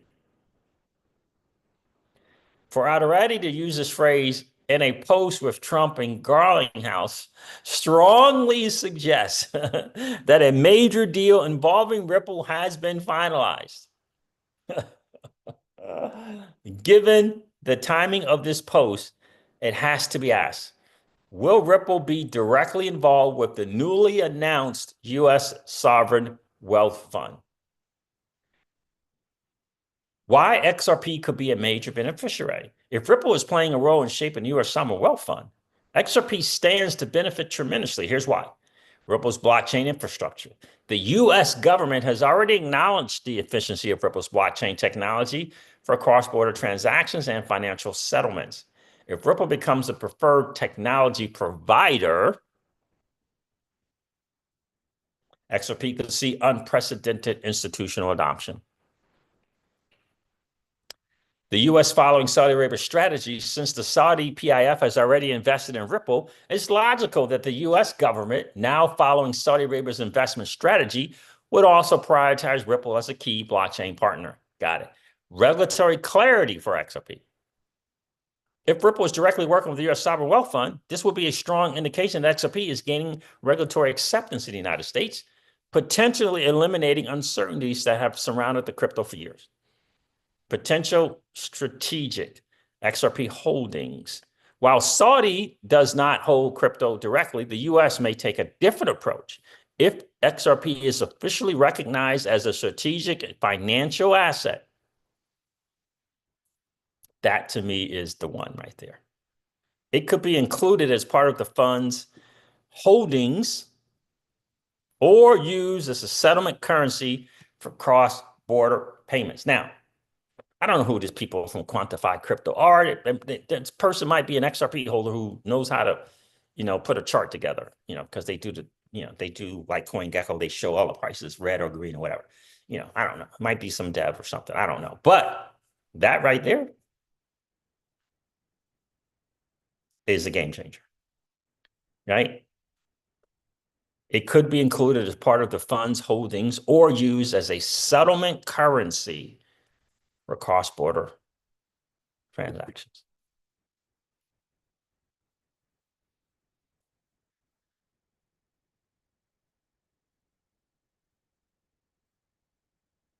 That's kind of how I see it.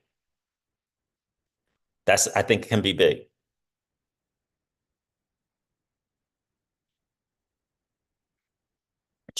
Neon, yeah.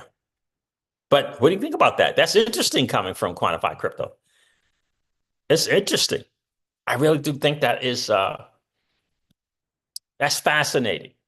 That's fascinating. By the way, Gecko Terminal, and I think in addition to Dex Screener, is tracking the XRP Ripple dollar liquidity pool. That I think is massively important to see that as well, which is right here.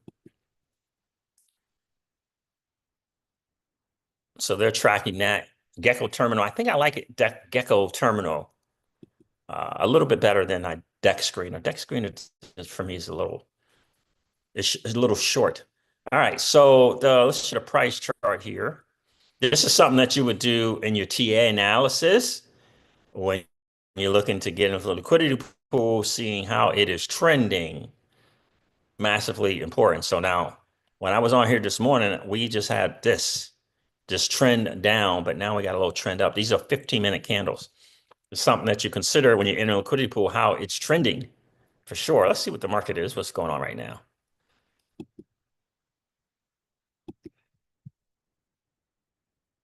Again, those were 15-minute candles.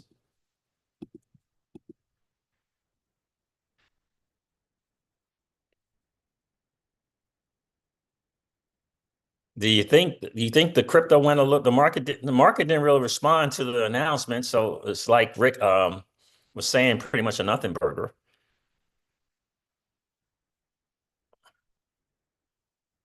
Like this is down 1% in the last hour because this was at 260 something. At 250, I'm right at that 250 again.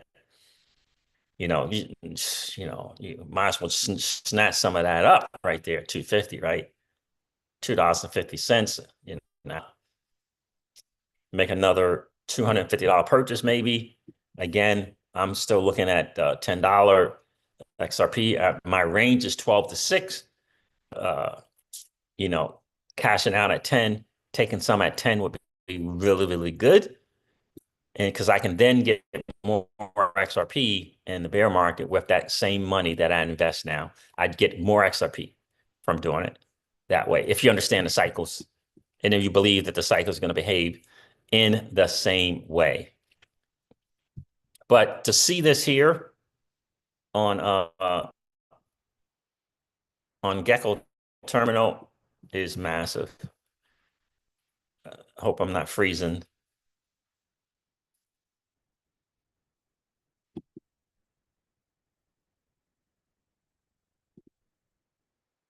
It looks like I am freezing. Yep. All right. So that I think is awesome for Gecko Terminal. Look at this. Look at this. That's interesting. 0.38 XRP for $1, and it's trending up there. That's good. But this sell and buy is for, that's not the thing we want. Anyway, but this is probably people entering the liquidity pool here. Right? Which is good. We got the buys at 1,454 and the sells or less. If I can get this. All right, so let me try and get rid of this stuff here because it's laptop's not cooperating.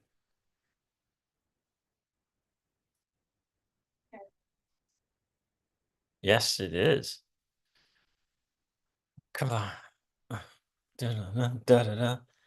Hold on, guys. I'm trying to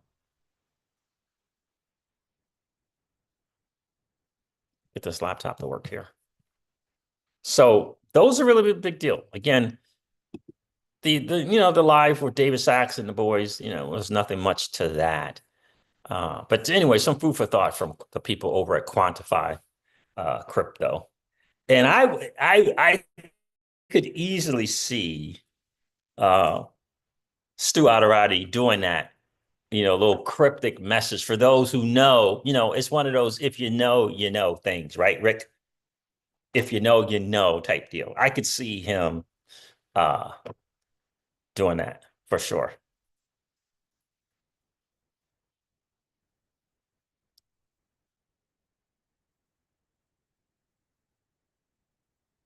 And perhaps they were serving that because that's what that meeting was about, a little private meeting. This could be the thing. This is probably why the BTC maxis were losing their mind and suggesting that Ripple was trying to undermine the strategic reserve.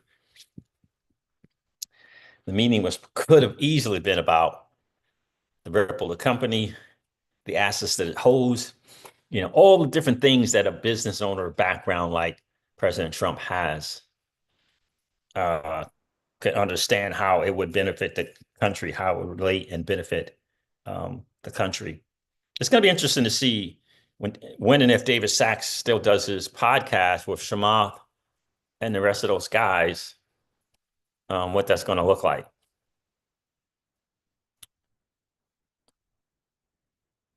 Hopefully we can get this laptop to cooperate. It ain't cooperating right now.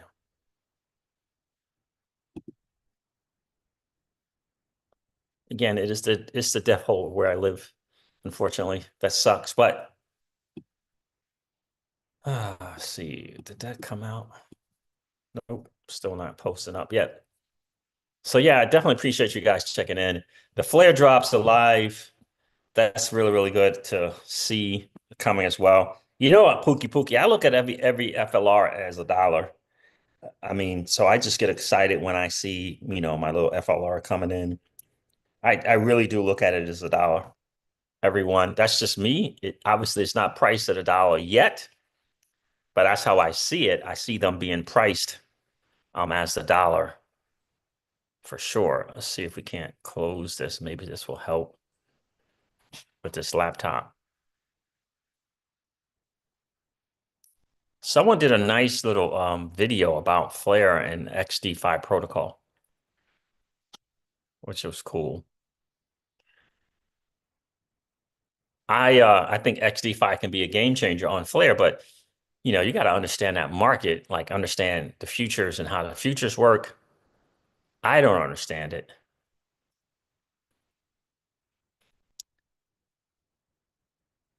Let me make sure this maybe this is the thing I wanted from Crypto Eddie. Is this it? Yeah, see. Yeah, but it's not the video. we could have heard Trump talking about Saudi Arabia there. I'm sure it's on X somewhere. I'll have to get it when I stream live later today. So, Flare is in a massive move to try to provide some stuff for XRP holders. But Doppler Finance, I don't know. Feels like they'll be launching something a little sooner. But again, more choices are better than less choices. So Flare drop 24 is here. Reward rate 2.485 Flare per 100. Snapshots taken. Monthly rewards for wrap FLR holders and FLR stakers continues with 12 more of these drops to go. Just 12 more to go. 12 more of these Flare drops to go. Wow. That's pretty cool. That is pretty cool. 12 more to go. So guys, make sure that you claim those. I saw something which said 59 million Flare tokens have not been claimed yet. I don't know if that's the FLR rewards or the Flare drops, but 59 million? That seems like a ton. So Ron Hammond reminded us that current count 28 out of 30. When 2 more join, we could see the first crypto bill of the new Congress on the Senate floor. Now, that was earlier today. Things are about to move quickly.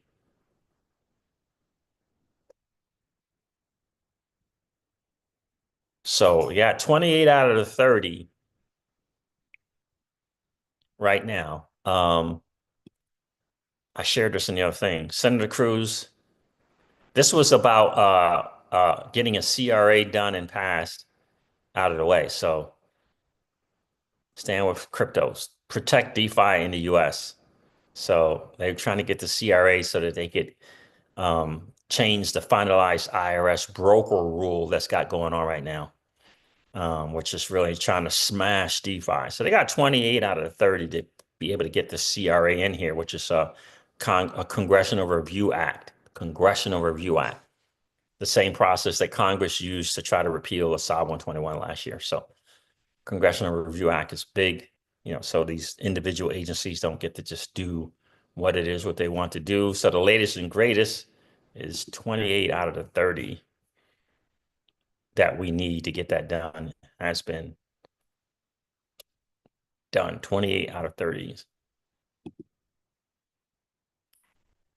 So I think the chat's working now. All right. Yeah, it's working. B said, I tested XD5 months back. Yeah, me too, man. I went over there for a little bit, but I need to know like the ins and outs of it, right? Get more educated on it. Rick Cisnero says yes. And remember, this was a face-to-face conversation with President Trump. Jack Mueller from Jack, whatever his name is, from Mahler from Stripe freaked out and called war with XRP community. Yeah, I remember that.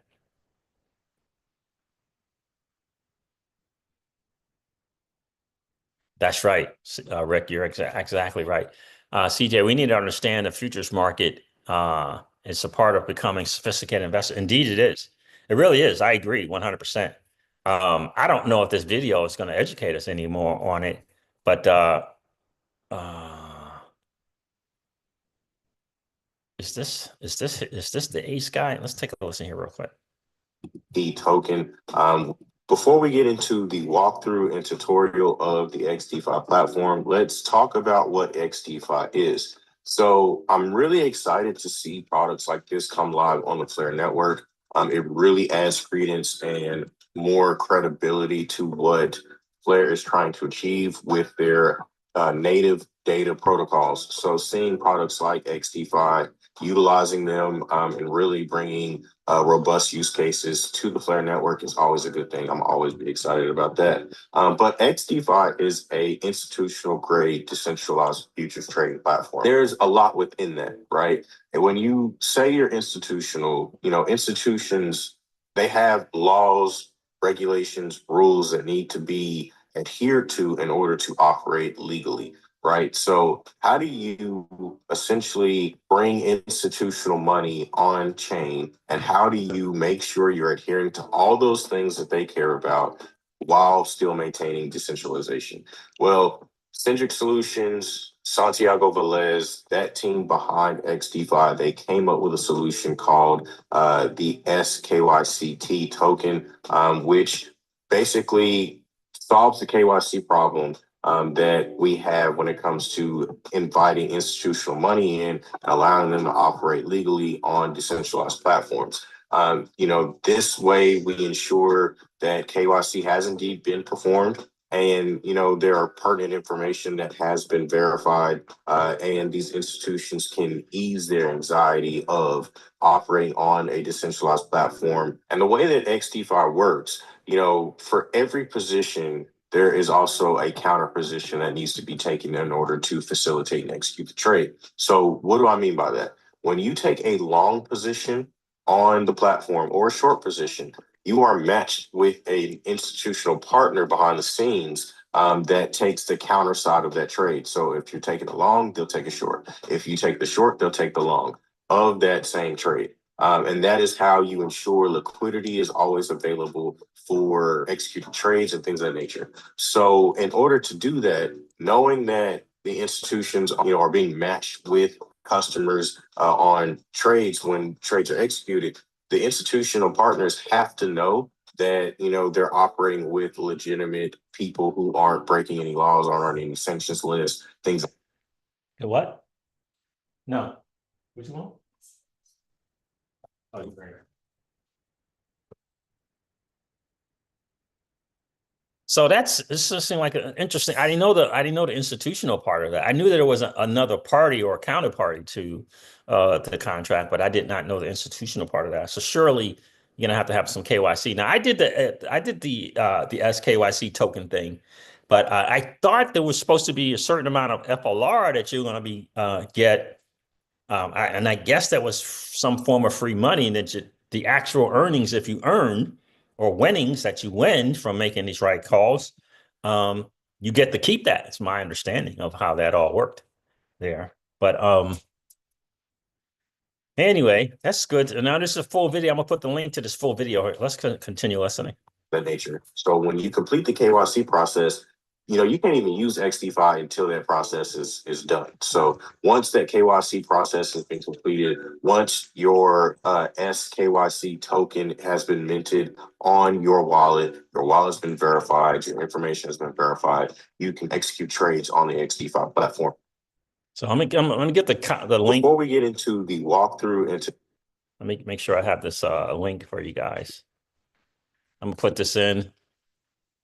I don't know if this is his 4,000 views on that video. Nice. Put that here. I'm gonna check this out myself. Let me see here. I don't know if this is the same guy. I guess this is his YouTube channel.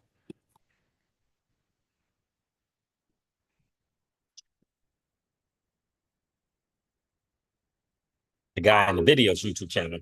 I'm talking about, I don't know who posted it. It says this is AFHD Media, 64 subscribers. I'm going to subscribe to his channel just for him doing a walkthrough, Rick Cisnero, of how to use XDeFi protocol. I'm going to subscribe just for that. So, but there that is there. So again, and you're right, that is part of becoming a sophisticated investor. You got to understand what this is. Santiago responded. This is exceptional work. Fantastic work. Wow. Well, there you go. Good. Nice. So that's awesome. So this is the guy, Ace. That's his YouTube channel. Appreciate that. Appreciate you doing that, Ace. Appreciate you doing that, Ace. So I put the YouTube channel in the thing there for you guys. So now you got it. You got that. I'm going to be checking that out for sure today. Yeah, I have that saved for later. Austin King is espousing on the significance again of the sovereign wealth fund as well. Trump just signed an executive order. Norway has a $1.7 trillion fund. 1.7 trillion or sovereign wealth fund. But the US has a 50x larger GDP. Okay. Well. Sovereign wealth has two goals: generate profitable investments. Through investing, grow strategically important sectors. What could this mean for the US? Trump has publicly stated that he plans to make America the crypto capital. However, he has faced bureaucratic hurdles since being in office. Many are missing that in reality, Trump is pulling a clever political maneuver. Okay. This fund would have less controls and need fewer approvals before investing.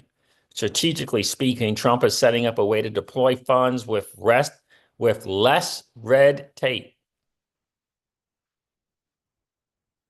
It's possible this fund could invest in Bitcoin, XRP, Solana, and other cryptos made in America. That's what we're saying, right? I am the co-founder of Omni. I live in New York. I'll continue to release analysis of policy updates. You live in New York? I didn't know you lived in New York, Austin. It's another thing. So that's interesting. That's Austin King's perspective. This is the guy who was doing a bunch of RLUSD and USD posts. And I had a chance to chat with him on a Twitter Spaces that held, and I shared that with you guys. So that's interesting, his take on that sovereign wealth fund. Okay, there. I'm still looking at that. So I hope you guys got that link there. It's interesting. Akila says, I was surprised to learn that Texas is one of 20-something states that have their own sovereign wealth fund. I didn't know this. Yep. Yep. I remember seeing that as well. And I think that is pretty cool. Thank you for that link, Keyless. Let me check out your standing table top here. Oh, okay. Yeah, I've seen this one before.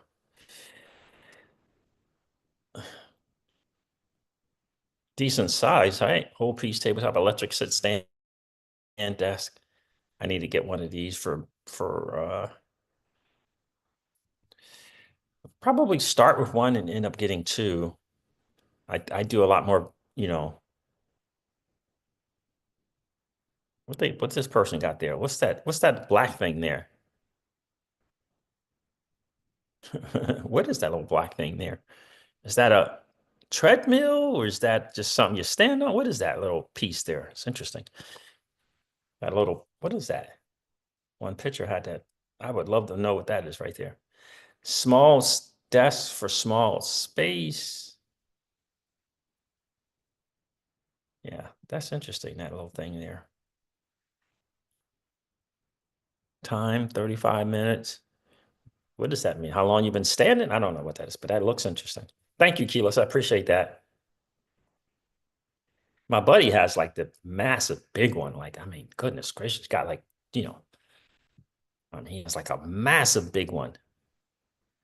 This one here is $200. It's an L-shaped gaming desk. Oh, that's a gaming. I don't know why anyone would need that. But anyway. All right. Yeah, covered that. I'm still looking into this meticulous thing. Kuntek Fu is like, he uses this meticulous platform for lending his XRP and borrowing against it. I am still checking it out, doing my homework and due diligence on this. Right now, I'm just with a trusted platform. I trust the kind of the people behind there, but the rates are better here than what I'm using. I would like to know if they're out of the US, this metal blockchain people or not. But anyway, I'm still looking into that. Just to let you guys know, I am still looking into that and see what they got going on.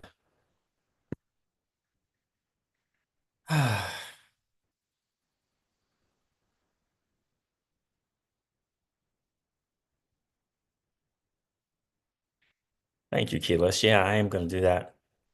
You said that's a rail-less treadmill. Rail-less treadmill. Okay.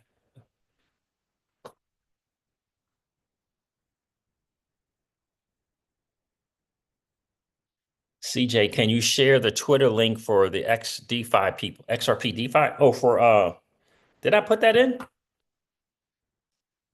Doppler Finance, did I do that? You want their Twitter?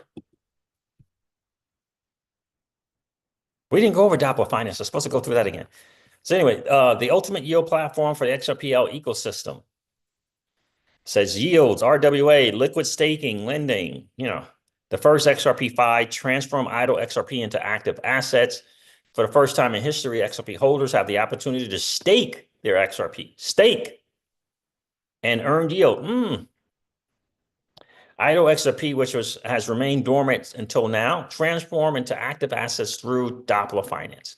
They use the word staked here, okay? It's very interesting. Deposit, optimize strategy, and earn. Interesting. DeFi RWAs, again, that's interesting. Lending staking tokens created for XRP and XRP sidechain tokens on Doppler can be utilized across various DeFi services. I'm going to put this link here. Now, their X page is up here, so you can click on the X page. It's got X, Discord. Now, I think,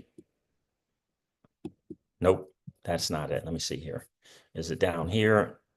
Yeah, you can click on the X page from here.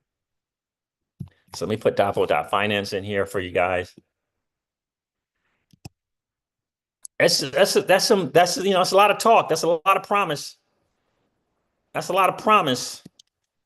So we'll see. But there's Doppler.finance, and you can get to the X page from there. It's a lot of I don't know.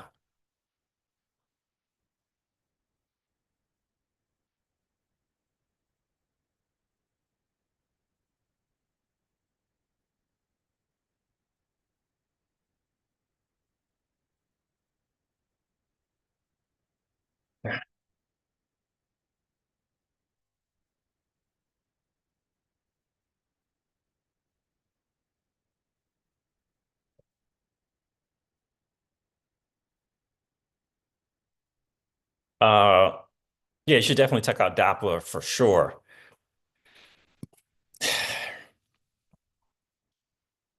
I think it's going to be interesting to see. And again, they're saying they're launching their first phase in February. What do you think about that, Keyless? In February.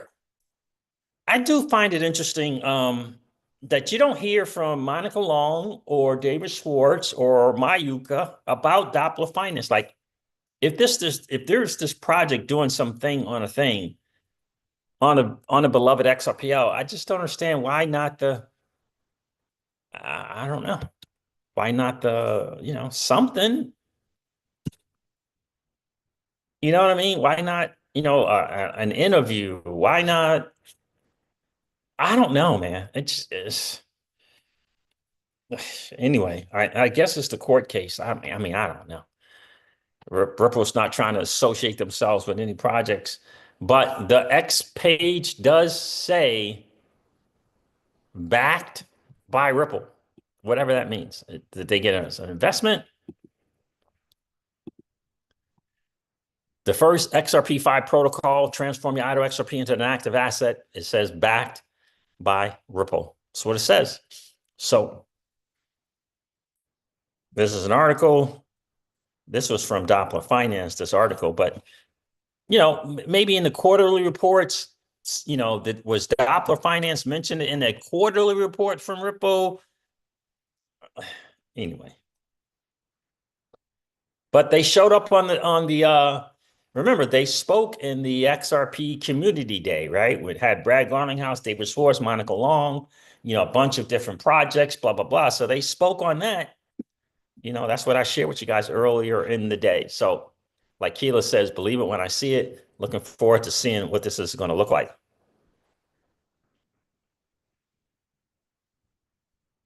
Yeah, that's exactly right, Keela. It's hard for Ripple to associate themselves with projects because you never know what's going to happen. Again, I'm trying to figure out what happened to Moy Finance and what happened to Orchestra Finance. Like, what happened to them? What did it, do they have their heads down and they just focus on building out some stuff? But I remember Orchestra being mentioned by David Schwartz and Monica Long, right? Orchestra Finance. But Haven't heard anything since then. So it'll be interesting to see going forward. But I did want to share with you guys. I appreciate you guys being here. Appreciate you guys checking in. Do me a favor, if you didn't get a chance to hit the like button on the way in, no worries. Just collapse the chat real quick and go back and put some DNA. Hit that like button and come back and hang out with the Crypto Season fam. And again, if you happen to be in that 55% or so people that are hanging out, listening to and watching the Crypto Season, do me a favor. If you've been enjoying those hangouts, please consider subscribing to the channel. We have a goal to get to 9,000 subs this month so we can begin to bring you guys some live interviews. You guys can help us to get to those 9,000 subs. We're almost there, kiddos. We're almost there.